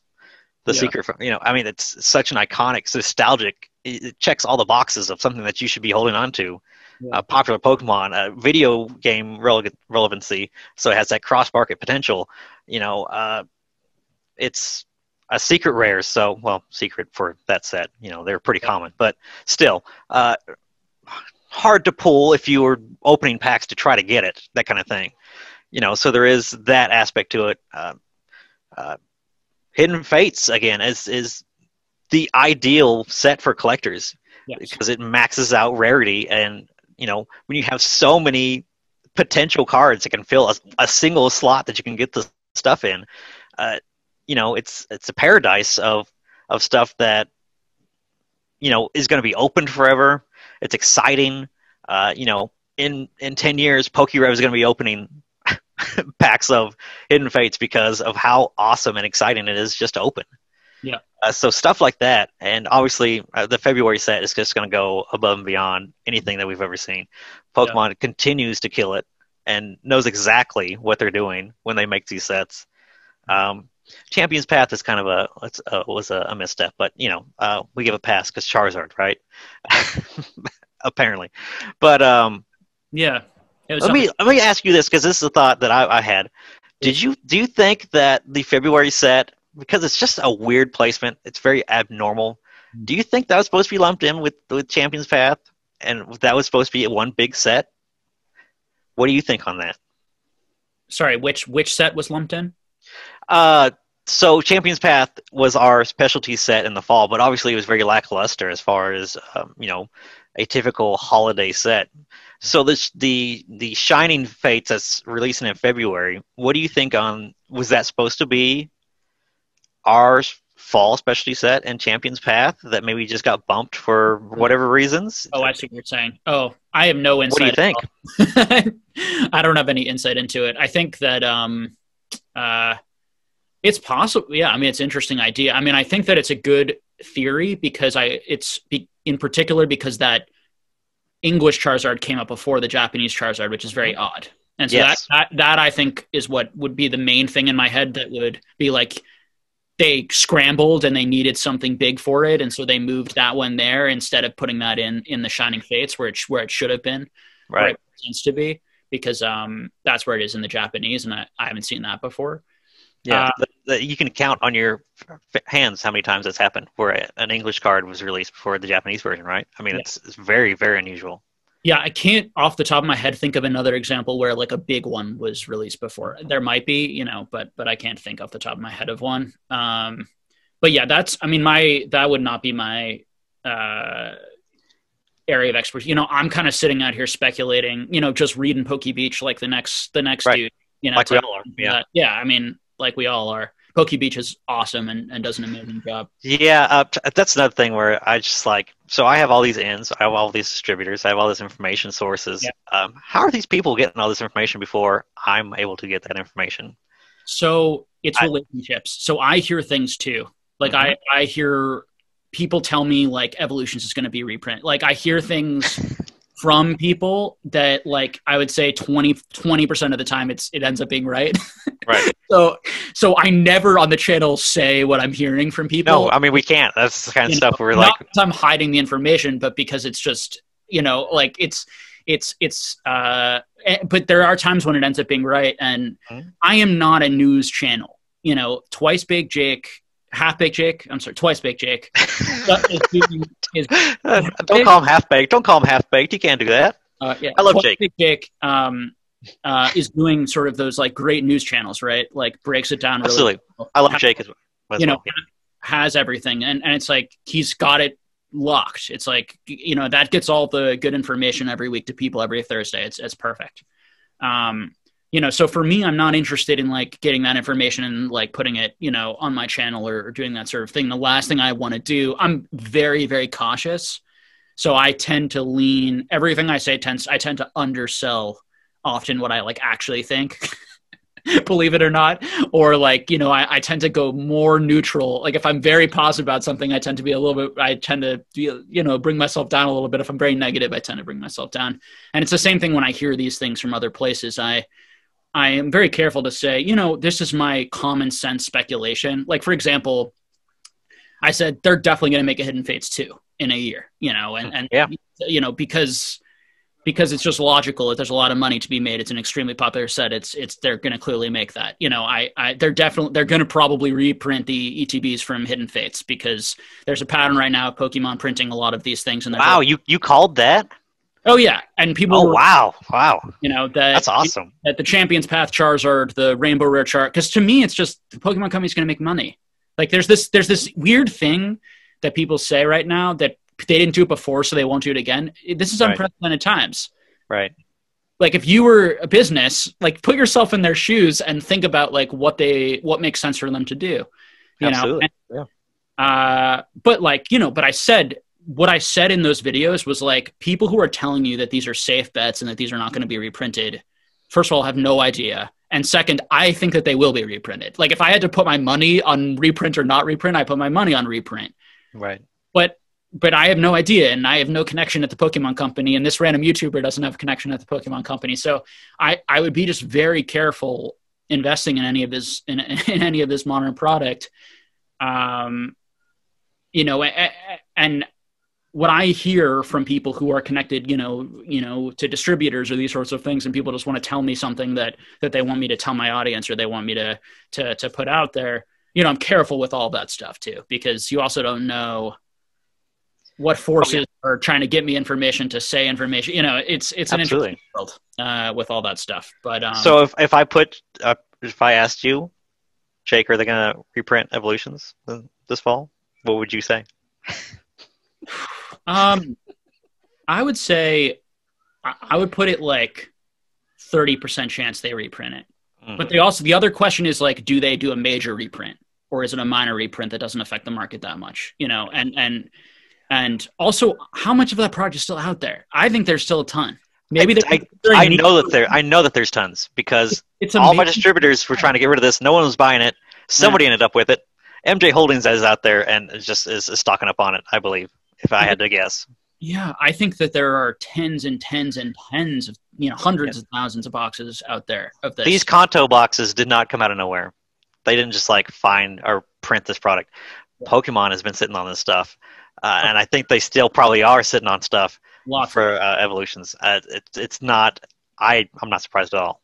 And they could, and not only could they reprint Evolutions, but they could do an Evolutions 2 where they just the same arts again. What? No way. And give it another whole reprinting of base set, or put some of it in, or at least do the Blastoise or some of the cards. I mean, you'd have to do Charizard. I mean, come on. No, I don't know. But no, but I mean, or a shining version of the Mega Charizard. I don't know. But the point is, like, oh no, that'd be crazy. Like, Pokemon is going to keep one-upping themselves, or attempting to one-up themselves. Yeah, absolutely. What the future of it looks like, I don't know. I mean, they may follow sports where they start doing like unique arts and 1-of-1s or 1-of-90s, signature cards.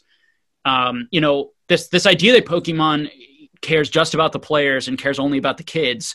No, they care about, I'm sure, their reputation, and they're an amazing company. They don't absolutely absolutely. The reason I feel so good about Pokemon as an investment in a lot of ways is because of the control that they have over the license, and the fact that like they don't do stupid things with it, and they don't give it to like sports cards that had like 10 different companies printing NBA cards. Yes. There's one thing happening here, and it's controlled and it's managed and it's intelligent, and they know what they're doing. That being said, it's like nothing's off the table. Nothing off the table, and the idea that they're always going to be one way and they're not going to adapt to whatever the fact that everyone's scalping right now, they're going to adapt and they're going to make figure out what to do. I'm sure they're thinking about your situation and what to do about that. It's like that's what they're doing. Right. There's this old idea in Pokemon too that spread around that the Japanese side really knows what they're doing and the English side doesn't, and it's just chaotic and a mess. And there are examples, of that. And I'm not, an expert. Did you hear SM Pratt's last video where he talked about how Japan is the gourmet chefs and the American Pokemon side is the Applebee's of. I didn't hear. I don't remember that specific quote, but it was perfect. It was fantastic. I loved it. And like Champion's Path worst set or something like that, right? Yeah. Scott did not buy that set. Was not into that set. No. Yeah. What I've heard, and he didn't think there'd be a Charizard in it though. Any of the Charizards. So he actually that's part of why he didn't buy it. But also, like, people made a lot of money on that set who bought it and sold it and flipped it quickly. But in terms of like the fun of opening it up, it's not fun. It's not something you want to keep opening up again and again and again, like Hidden Fates, because of how small it is. And it is the most depressing thing to watch somebody open, like in my store. Yeah. Where they open the 10 packs and they give you trade in, and you're like, all right, man, I got 10 more bucks. You want to roll it again? All right, here's an $80 ETB. Here you go. Yeah. Let's do it again. Give me, here's $12. You want to do another one? It's not that, it's painful. Yeah. So I think it's also why, investing in Modern, betting on Modern, it just creates more of this risk. You know, I know nothing. I have no idea what they're going to do, you know, about anything. Yeah. I have like I was like, well, it's common sense they're going to put, I was shocked they put that shiny Charizard in Champion's Path. Like that seemed out of left field for everyone. But I was, you know, and I was saying this, a lot of people were talking up that Japanese trophy, the Rainbow Rare. Next, and I was like, that's a ridiculous buy, because not only are there a lot of those compared to a lot of trophies you could buy for the same price that are a lot cheaper, a lot older, have all these qualities to them, they're going to print that exact same art 100% in English, because, and everyone's like, well, they haven't done that before. It's like, it's the Rainbow Rare VMAX card. I don't know. It just... Right. It's the trophy card that is absolutely the thing that is going to sell packs. So what... It was so much so that they created a set just for you to do that. Yeah, and now you get the promo card for free, you know, of the lesser trophy, and then the major trophy you get. And so I just So one thing I do want to respond to. So earlier you were saying that I want to argue that for all of these things, like amazing rares, like to me, the best cards, and maybe you agree with this, the best cards in terms of just quality of art, like, then this is the subjective part of the conversation. I love the amazing rares. I think they're gorgeous cards. And I like the way that it gives me that like Shining Legends vibe in terms of a set. And I love those from that time period and collecting those too. And those have taken off recently, or starting to take off more. Rhyme Style's a huge fan of that. It's like one of his favorite boxes to open, and talks about it a good amount. Do you know who Rhyme Style is? The one of the YouTubers. Here I go. I'm going to sub to somebody else now. Here we go. He's a wonderful guy. Super fun. There he is. Doesn't do the investment talk really. It's more pack openings and. Oh yeah, I have seen his stuff now. Yes. You like? I saw your video. He's hilarious. Yeah, on his channel, he does a lot of Dragon Ball Z. So,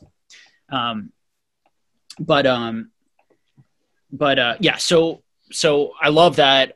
You know, when people talk to me about Modern, I say Hidden Fates, you know, by far is the best set, the most memorable set, the set that is going to stand the test of time in terms of people actually wanting it, actually collecting it, looking for it. I'm not sure what else is going to survive this era, if anything else, you know, outside of maybe like the Rainbow Rare Charizard from Burning Shadows, or like, you know, here or there. Yeah. To me, it goes down to supply, though. Like, there's so much supply of all of this, and there's always like so much of it isn't being graded too. While so much of it is being graded, so much of it is not being graded, but is in mint and gem mint condition, sitting in binders. So I have a hard time imagining that there are WotC hollows right now that in PSA 10 first edition are selling for like only $400. Right. Yeah. Where there are like 100 of them in the world after 20 years, and the packs cost $1 bazillion. When you compare that to let's not even compare it to Charizard, but let's just compare it to like, you know, Espeon or something, Hidden from Hidden. Or like, and that's one of the best cards there is, you know, right? That's like a top 10 card, modern card, probably, in terms of like coolness, collectability, you know, all these sorts of things. How are you going to make up for the disparity in supply there? Even if the demand somehow is so much higher for that card, which I think is highly debatable in the long run, you know, versus wanting the original. Like, how are you going to make up for that and justify spending $200-$400 on that card? I don't know what it is what it's at right now, but it was going for that. Probably it's come down. Yeah, I mean, I think it's right at around 100. Yeah. But in PSA 10, I was saying, is that... Oh, well then, yeah, who knows? Yeah. That's ungraded. It's around 100. Yes, it is. Yeah. So, you know, in PSA 10 versus the other PSA 10, you know, around the same price, it's like, what, like, how can people tell people that that's where they should put their money as far as an investment? That's where I have a hard time. I'm just so about the numbers and the supply and demand, and that at the end of the day, this is a supply and demand game, and then the demand would have to be like thousands of times more to equate the prices. Do you think it's possible that this modern stuff, the kids today, the adults who are opening it now, they're going to have no connection to the vintage somehow, and they're going to be connected to those? Like, do you think that's possible? For a PSA 10? Yeah. Yeah, I mean, I don't see why not. So if there are 10,000 or 20,000 PSA 10s, I mean, is there a possibility even though? I think that's so. The thing. I think so. Let me see how many there are right now. Hidden Fates is just the print quality was so terrible, and how many there are now? I don't know. I'm interested. I'm interested to know. Yeah, it's hard to know what people are going to want and what 5 years from now stands out as unique, because they could print, 5 shiny Espeons between here and there and make them hollow foil 3D, hollow projection out of who knows what's next level of thing that's going to trump, the Hidden Fates one. So, yeah, it's hard to know. So the Charizard so far, just the Charizard, okay, has 1,813 PSA 10s. 1,800, so almost 2,000. So almost 2,000 already. And I would say that's a lot. The vast majority, like there's probably that many being graded right now potentially, and there's probably way more sitting in binders in the world, I would think. Yeah. So theoretically, if the prices ever go up, more of those will come onto the market eventually, or more people will have to grade it, or if people are looking to sell. You have to think over time, 10, 20 years. That's the thing is people will be throwing money at the stuff that's relevant then, or want to even think about something from Hidden Fates, 10 years ago. And my issue is even best case scenario. And Hidden Fates, we love Hidden Fates forever, and it just becomes like such a nostalgic, amazing set. But there are 20,000 of these. Right. How many Pokemon people out there love it enough and have that sort of money? And maybe the answer is there are enough. But if there are enough to buy that card at that price, I'm wondering what price we're talking about then for vintage. Or do people just stop liking vintage, and is Pokemon an anomaly where some of these and I've heard people argue this, where these modern cards become more beloved than the vintage ever were, or these sorts of interesting ideas. And that I have no idea.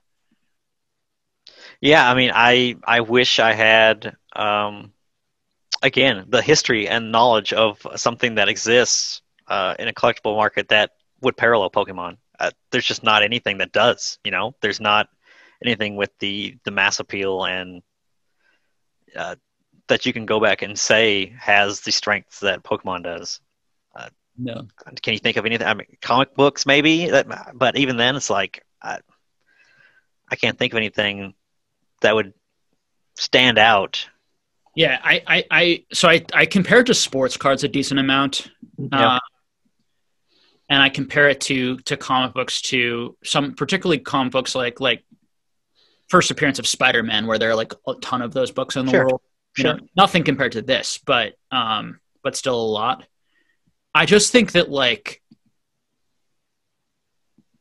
and there's also 1,813 to only 815 nines, which is interesting. 1,813 tens. So I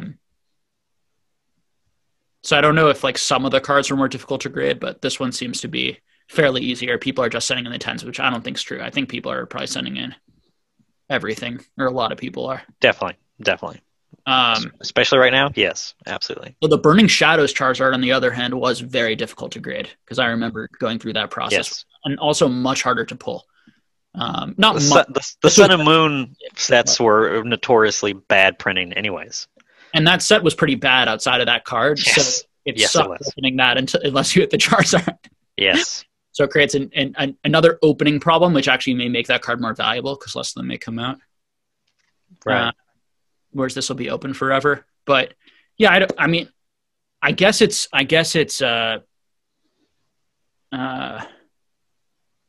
mean, that is the ultimate argument, right? Is whether rarity matters or popularity matters, or in the long term, what are people going to look back at and want?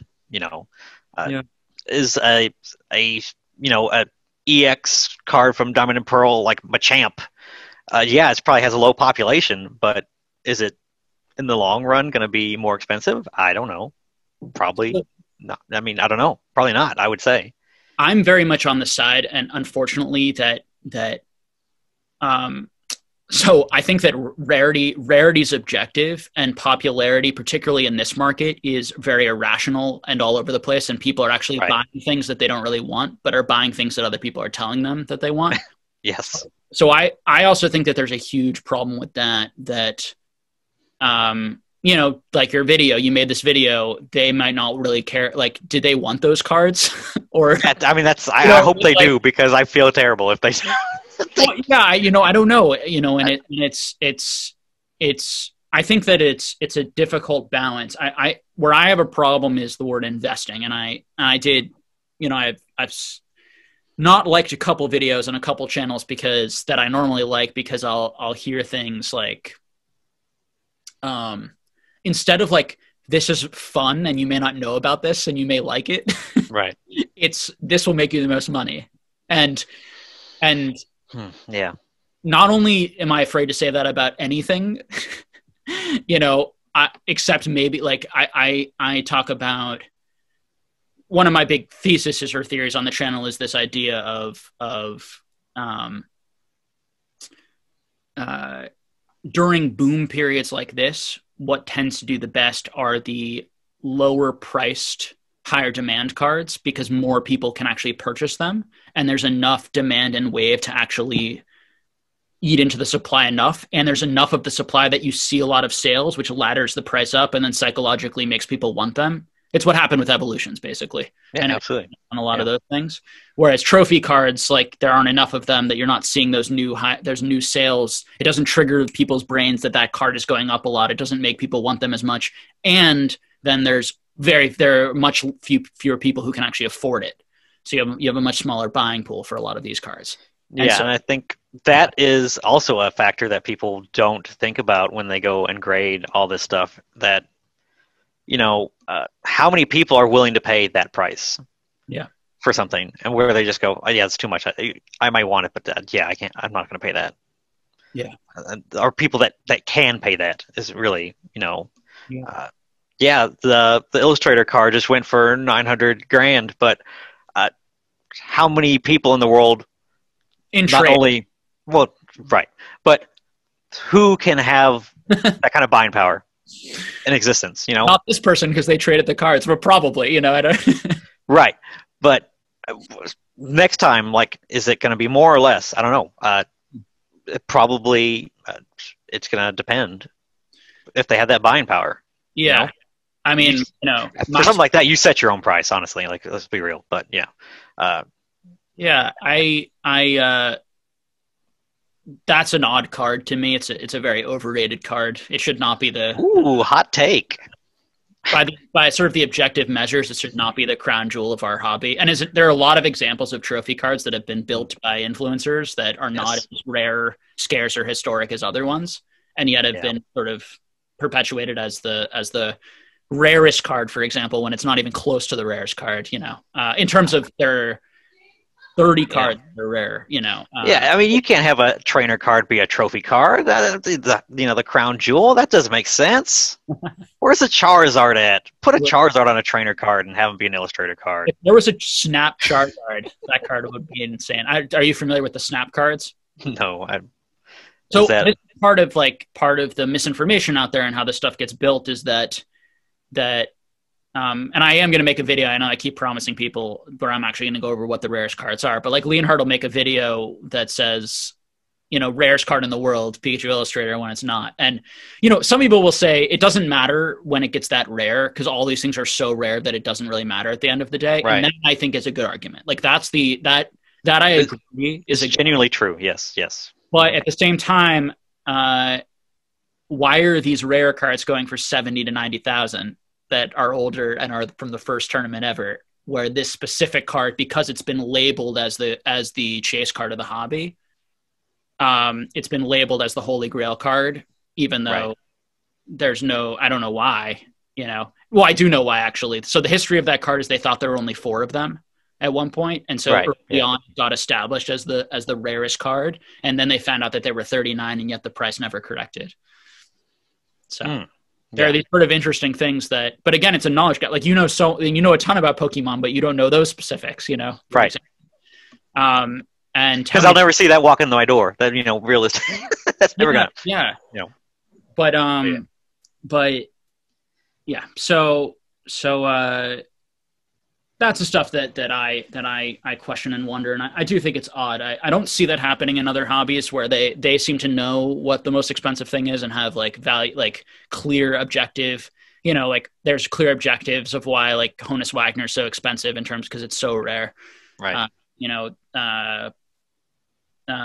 there's a clear reason why Action Comics #1, you know, because it's so insanely rare and was the first, you know, for example. Yeah, I mean, I think Pokemon is just in a way that it's not a sensible thing anyways. So to try to put numbers and say that price is follows any sort of logic, I think is probably not a good way to look at what is valued at what amount, you know. It's all prices are in waves, you know, and it's really just how hyped and talked about they are at that time that you know, things are what they are. So, and that's really just the truth of it. That prices are not always sensible. But don't you think? I mean, I think that's an immaturity. Like, I think absolutely, yes, absolutely. I think we'll easily grow out of that as a hobby. I think people there are going to be a lot of people in 10, 20, 30 years who are, you know, probably making a living from this hobby and are really high-end, sharp collectors who know everything. Sure. If it really establishes itself as not just sort of a short-term thing, fun thing. And I think that, yeah, I wonder if we like look back on this stuff and we're just like what, kind of amazed at that. Although I hear from people sometimes that like Pokemon is the most open hobby. Like I was talking to a coin collector and they were like, coin collectors, like instead of doing what I'm doing, they would basically buy all the better trophies, say nothing, wait until they and then talk them up. Yeah. Then talk about it and explain why, you know, people wouldn't do that on the internet, would they? That's not something that people do. Who does that in Pokemon right now? No, that's not existing in real time right now. Yeah. Okay. No, yeah, there's definitely some maturity to that, you know, this relatively new thing that exists and IP in the world that is for base audiences for children that I think is going to be slow to mature as far as financially investing properties of stuff like that. It's just, I think by nature, Pokemon is just a very volatile and hype and you know, driven by what is popular at the time, as opposed to the sensible, logical, yes, this has less, so it should be more expensive. Yeah, I think that the two dangers are, one, the objective numbers come back to haunt people, and two, that people actually end up realizing what was actually rare, and that even just the perspective of doing that shifts the market a lot on a lot of these. And I know that you're not as into or interested in some of those high end spaces. No, I mean, I'm interested in the sense that is how, you know, that is how price laws get established in such things. So it is something that should be talked about and thought about, and you know, who regulates that sort of thing, and who has that kind of power, and what are they doing with that power, and what are their motives behind talking about those sorts of things is all things in this age that we have to think about. Yeah. And that's why it's so important to set up objective measures, because you can't, like, whatever you think of my motives, numbers I'm giving are correct. there are 39 Pikachu illustrators. There are only one of each of these in the world. You know, this specific trophy card with the person's face on it. These random cards that no one's ever heard of. You know, the snap cards that only have 20 people. You know, the original Pikachu trophies, which there are 6 of each, like from the first tournament ever. You know, these types of things, you can't argue with that. And so if everyone knew that and everyone was like, well, it doesn't matter, I still want the Pikachu illustrator, even though they're slightly more, that would be something else. And that would be really weird. But do you think that is not a real possibility? I mean, is that of a game that has cute little creatures of that people like and have fond memories of, that would be driving the price factor? Is that too unheard of? I just think that if we look at all the other pop culture collectibles, it's always the most popular, famous character. It's always the oldest with the most popular character, you know, with the rarest card that's the most valuable for very good reason. You know, I think when there's a tie, that's when it gets subjective. So for like the Power 9 in Magic, we could say Alpha Black Lotus really isn't the most powerful card necessarily, you know, or like a lot of those cards are very powerful. Why the Alpha Black Lotus got the star treatment versus some of those others would be an interesting conversation to go on with Magic people. But clearly Alpha's the least printed set ever. Those were the most powerful cards that everyone wanted and made your deck unstoppable to get if you got the power, you know, a lot of those Power 9 cards. And they're by far the rarest and the first. So it's like clearly those are the most valuable, right?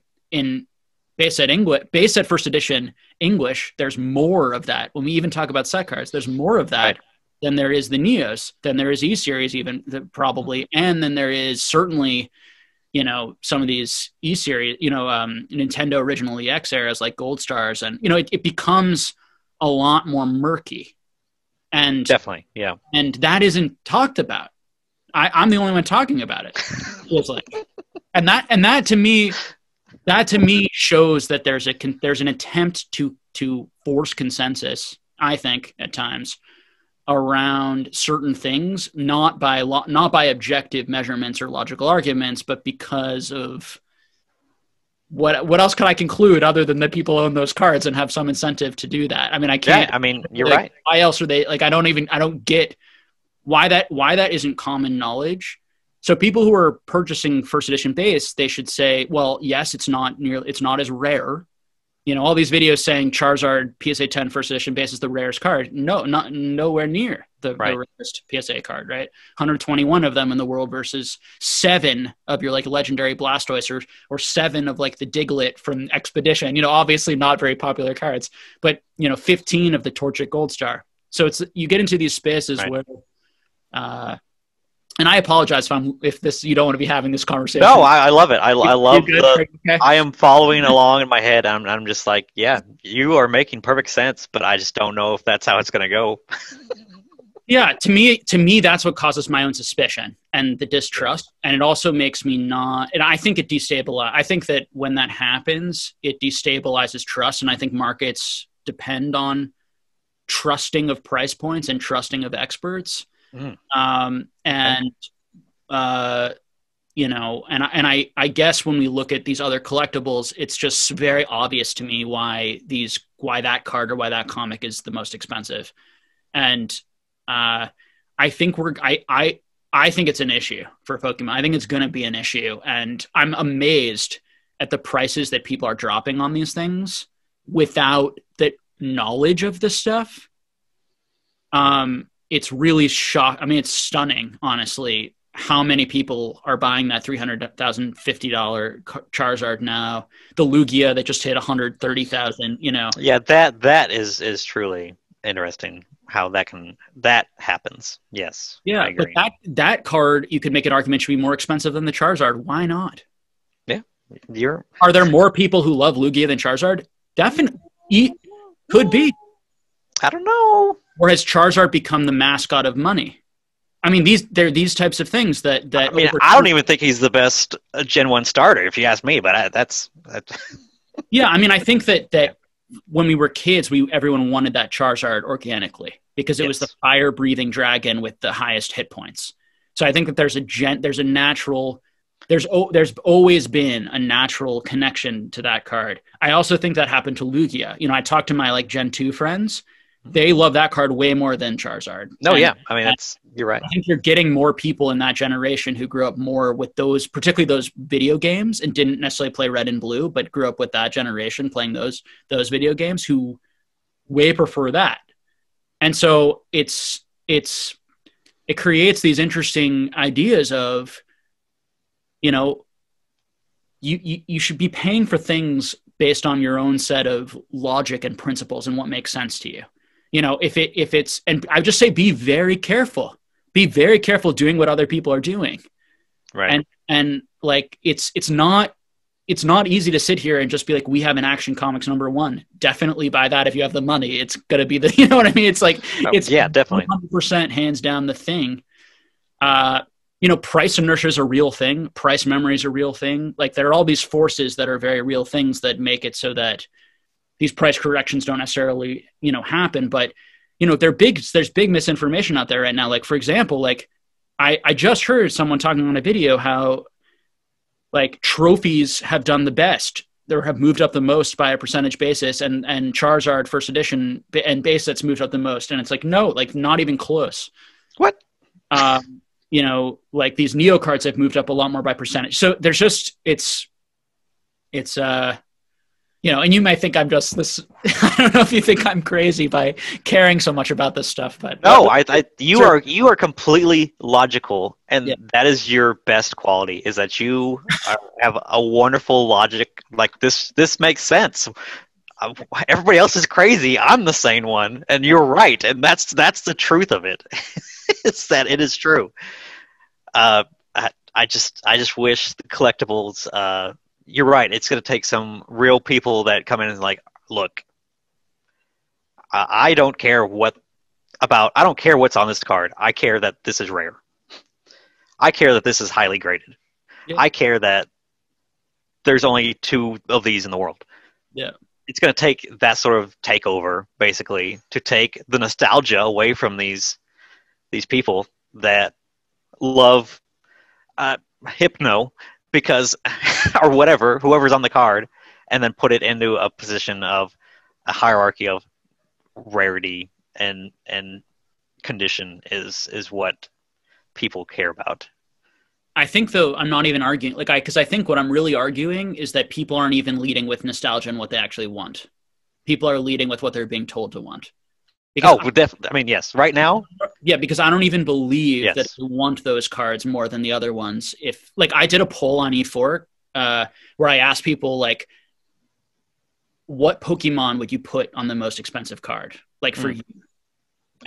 Personally? Yeah. Yeah. And, tons of Lugia, Charizard was nowhere to be, was in the middle. Now, people may have gone anti-Charizard because Charizard always is, and that's human nature, is to not put that because it's the lame answer. It is the lame answer. You're right. It absolutely is. And so I'm sure people self-selected, I'm going to be more interesting. And, that's the problem with all the, any survey like this, and it's something, as a psychologist, when I was designing experiments and doing self-surveys, it was a problem and something difficult to try and get over.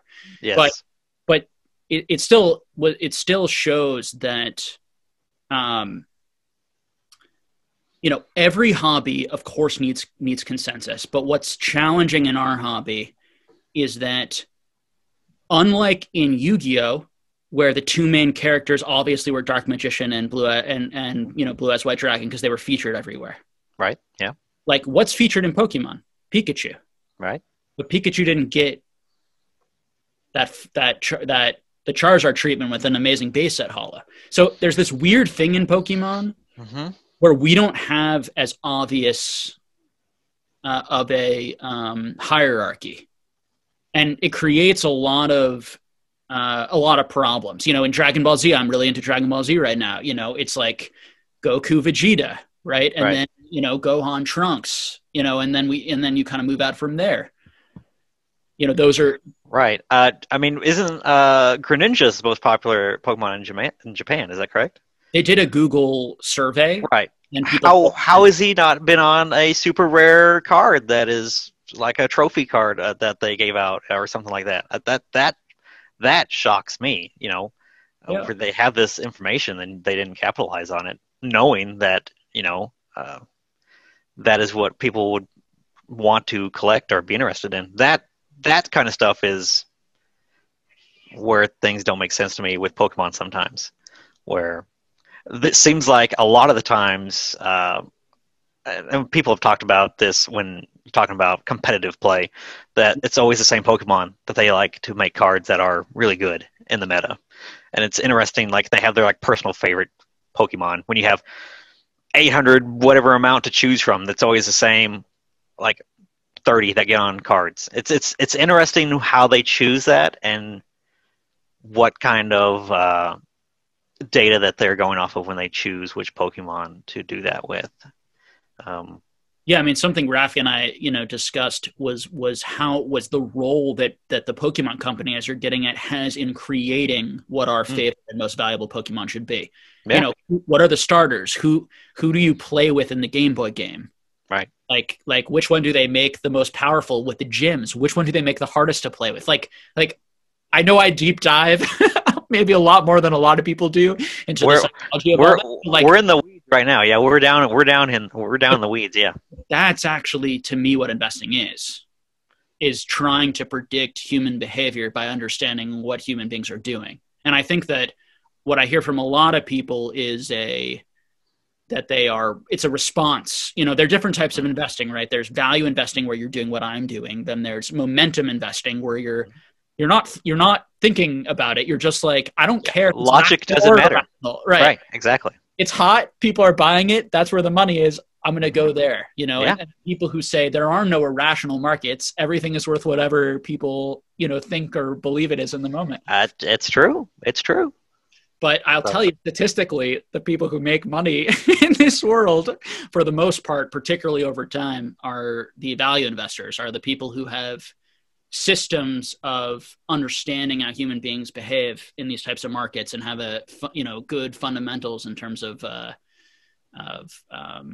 game theory and what drives the greed fear cycle in markets and how to weather that and control yourself in it. And there's probably some guy sitting on a bunch of evolutions right now that's laughing at you saying that.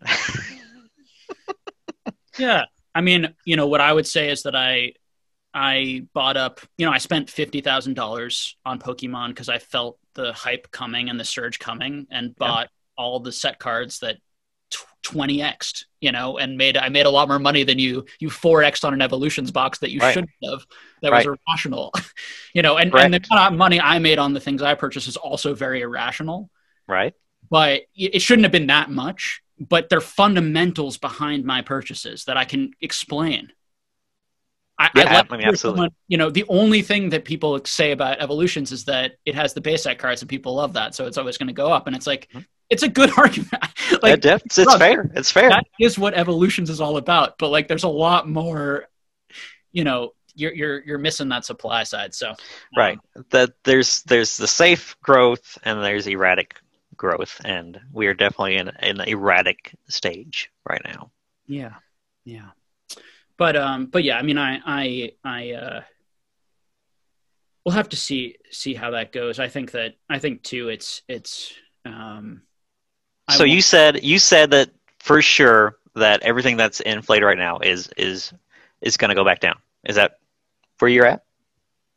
Well, right. Does anything stay? Does anything stay where it's at? So yeah, I mean, to really put me on really what I think. So my prediction would be. Where I got things wrong was Logan Paul.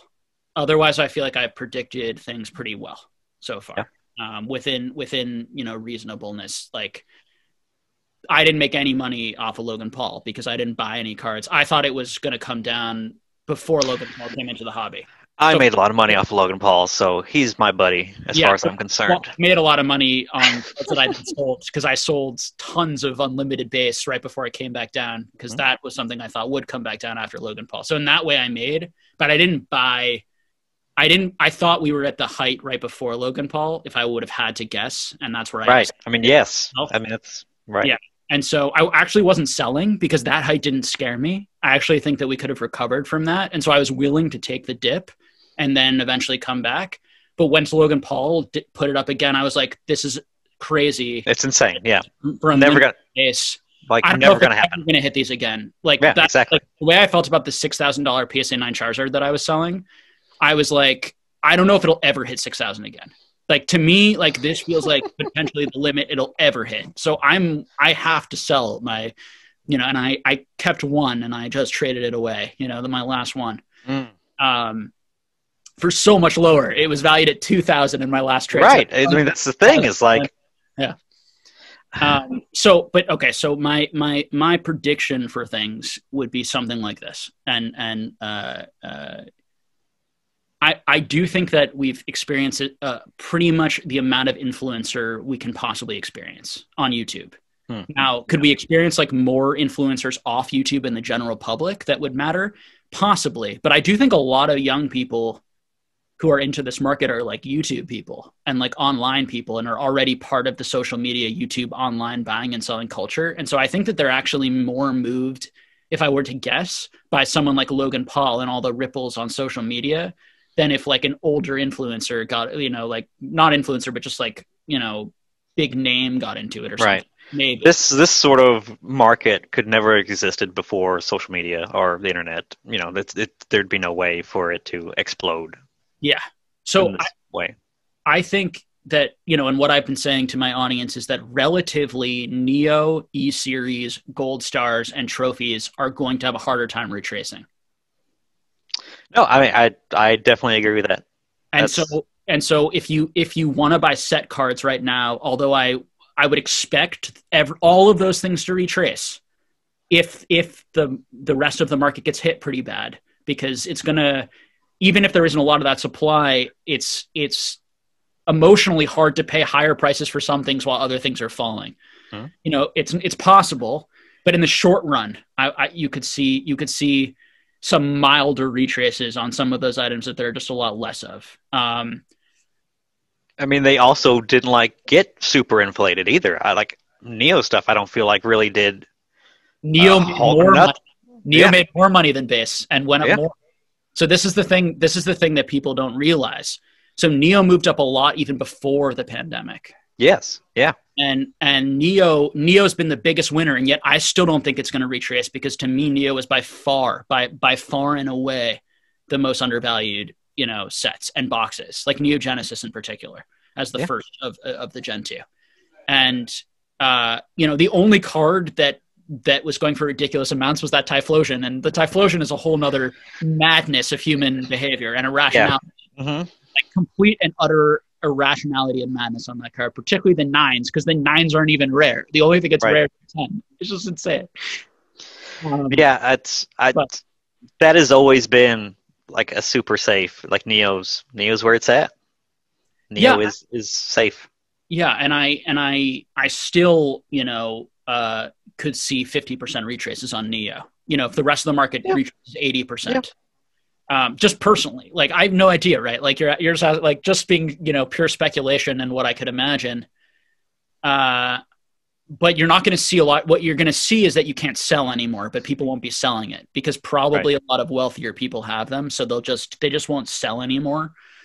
Rather than people really like panicking and throwing things up on auction. Right. No one's going to be dumping Neo. Let's just not. It's very unlikely. And I think the people who were buying Neo 2 had more knowledge of the hobby and experience and probably more money and knew what was going on. Absolutely. Yes. You know, so my prediction would be we're going to see, I think, you know, anyway, this time of the year, we tend to see a retrace because people are selling, as we say, to like buy Christmas presents or, you know, whatever the theories are of why there tends to be a bit of a retrace here. I would expect that we're going to see it come back. We're going to see Unlimited come back, base set Unlimited come back a little bit. It's going to fight a little, like 10% up, I would say 15% up once it finally hits the bottom. And then it's going to get hit again 9 months to a year after Logan Paul, because that's when the PSA wave of all the bulk submission is going to hit the market. Yeah. And also watch for the commons and uncommons, the first edition PS, because I have friends who are sending in 50, 100 of each. It's coming. And it's coming. And they're not doing it express because the margins don't make sense. And PSA is super backed up. So you have to move everything 9 months. So best guess, that would be my guess, barring something else. Now, what else could happen? The big things would be people leaving their house and like going back to their other hobbies would be huge. So we could Yeah. see like a dramatic decrease in demand. I don't think Pokemon's 25th anniversary is going to do anything. I think it's already baked into the market. I don't really get why that is going to bring in a lot of hype. I just think that most of the people in Pokemon are already in it by now. That would just be my guess. I have no idea, right? But I just think it's so spread. Like all my friends have been contacting me about Pokemon. They didn't even know, and Right. So I'm not sure how much more demand is out there. I think we're more at a risk to lose demand than we are to add more right now. Right. That would be those are my risk factors, but it's an impossible thing to know. What do you think? Let's hear yours, and then maybe we'll begin to wrap up. It's kind of a good place to wrap up. Yeah. It's hard to believe that any sort of environment could have like outpaced of like what Pokemon Go did. Yeah. Where, just like the absolute people that were not interested in Pokemon, maybe didn't even maybe have it grown up or cared, or, even they were playing Pokemon Go when it first came out. And sure, we saw a pretty good little bump there for even common stuff and, stuff like that. But this is just above and away like anything anybody could ever have thought could happen. Like, if you said that this was going to happen this year, even in the middle of July, I would have been, that's insane. You're crazy. Yeah. Card games are dead, is basically what I would have said, and they were. Yeah. Other than collecting and the aspect of that kind of stuff, Pokemon is, like I said, unique in the sense that collectors care. When players don't care, collectors care. So there's always going to be collectors. So, but yeah, it's an insane time. Yeah. And it still doesn't make sense to me. I can't make sense of it. I don't know why there's no Pokemon product in Walmart. What that doesn't make any sense to me. Like, what? Another thing. What's happening with Pokemon? Yeah. If you told me that, that's an area where you have more knowledge and and experience and expertise than I certainly do. It's where is the product and what that's going on? Exactly. A set that is in standard to vanish and just no one has any of it. For me to go, like I said, I have to go back almost 2.5 years to get some sort of sealed product from a distributor. Yeah. That is insane to me. It's unprecedented. It's never would have crossed my mind to have been a thing that could even exist. Yeah. Like, what is causing that? Yeah. Even now, I'm standing here like, the Logan Paul thing does not correlate to people I just want to open Pokemon cards. That doesn't make sense. And I just every day I'm sitting here trying to figure out what's happening. Why is this a thing?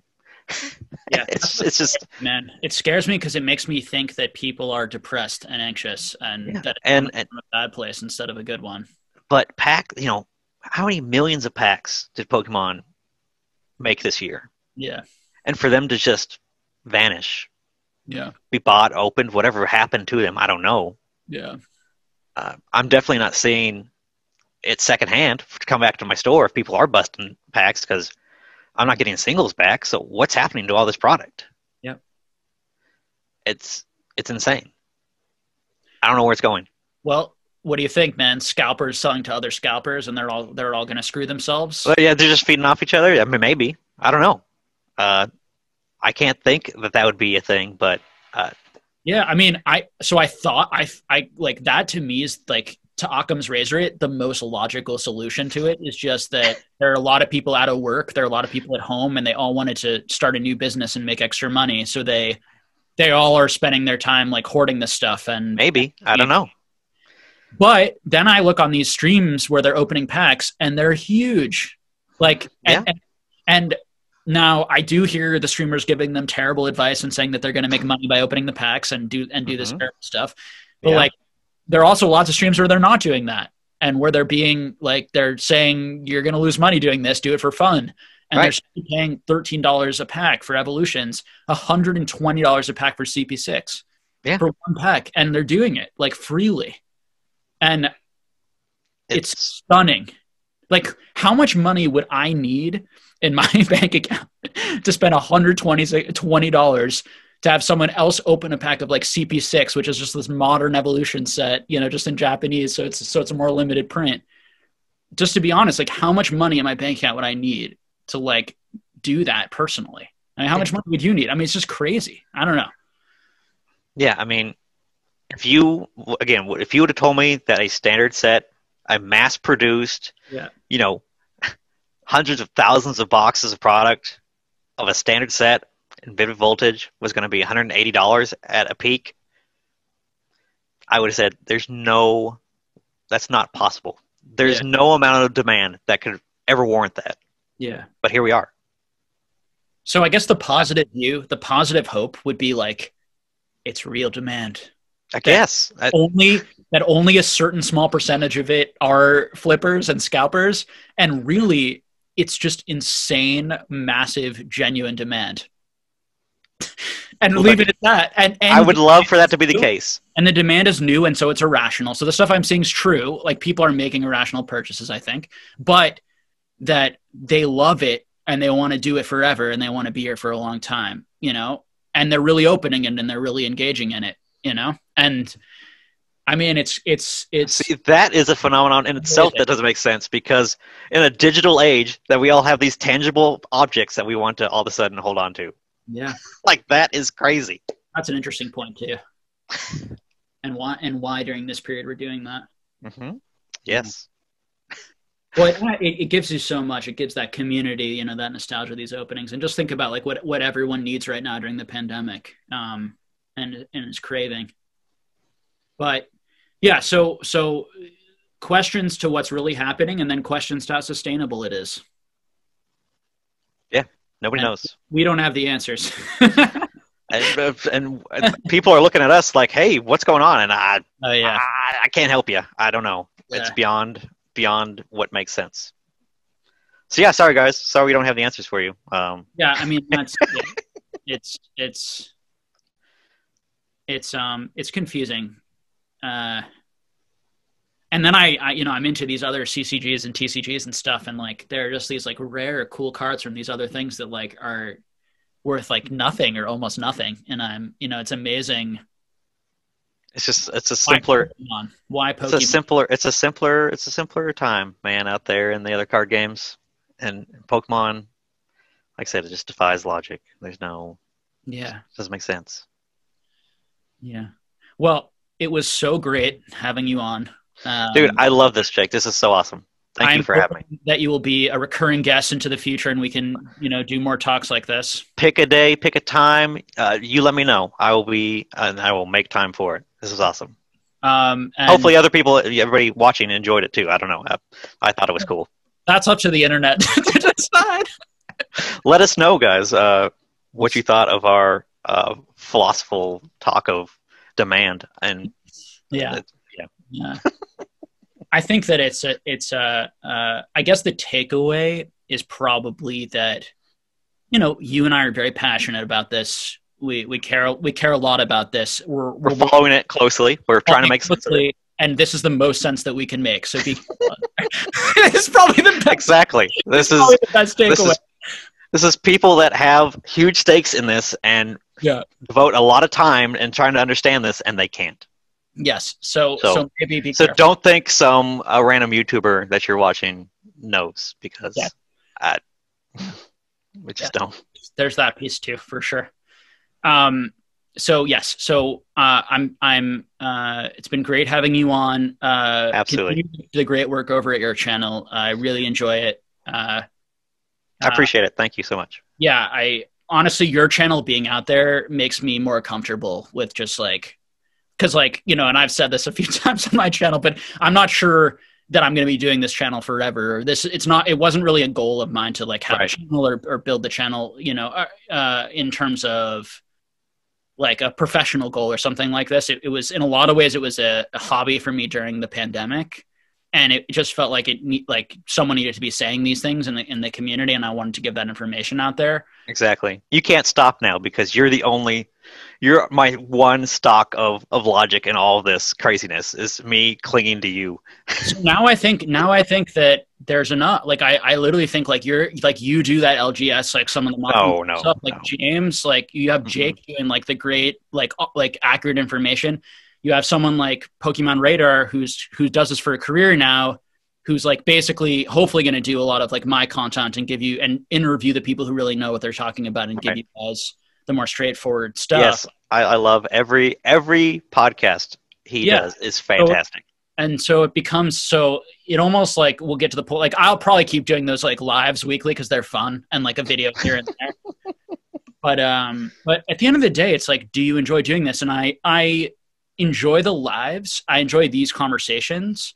I did not always often enjoy even making those videos on topics that I knew people were going to come my video and be like, you know, meh, and like, you know, yell at me and like be negative at me and say that I'm trying to hurt the market or that I'm, you know, a downer, you know, as you said, for yourself and these sorts of things. And it's like, guys, like I'm literally like, I could be wrong. Like I'm doing my very best to think things through, try to like judge the merit of my arguments, but I'm literally like, I have so much of all this stuff. I was the most bullish person a couple months ago that I knew. I was buying cards of everyone who's telling you to buy right now or saying nothing. Like I was the one soaking up all the product, right? You know, and others, you know, right before the boom, because I believed, you know, I really believed in it. And now I have this, you know, reverse reaction, and it could be because I'm very wrong and I'm making a mistake and I'm biased and I really underestimate the demand. But I can tell you what's weird is that the people who underestimated demand before now are saying the demand's here to stay. You know, there's a lot of weirdness in that. So, you know, it goes back to that being careful thing.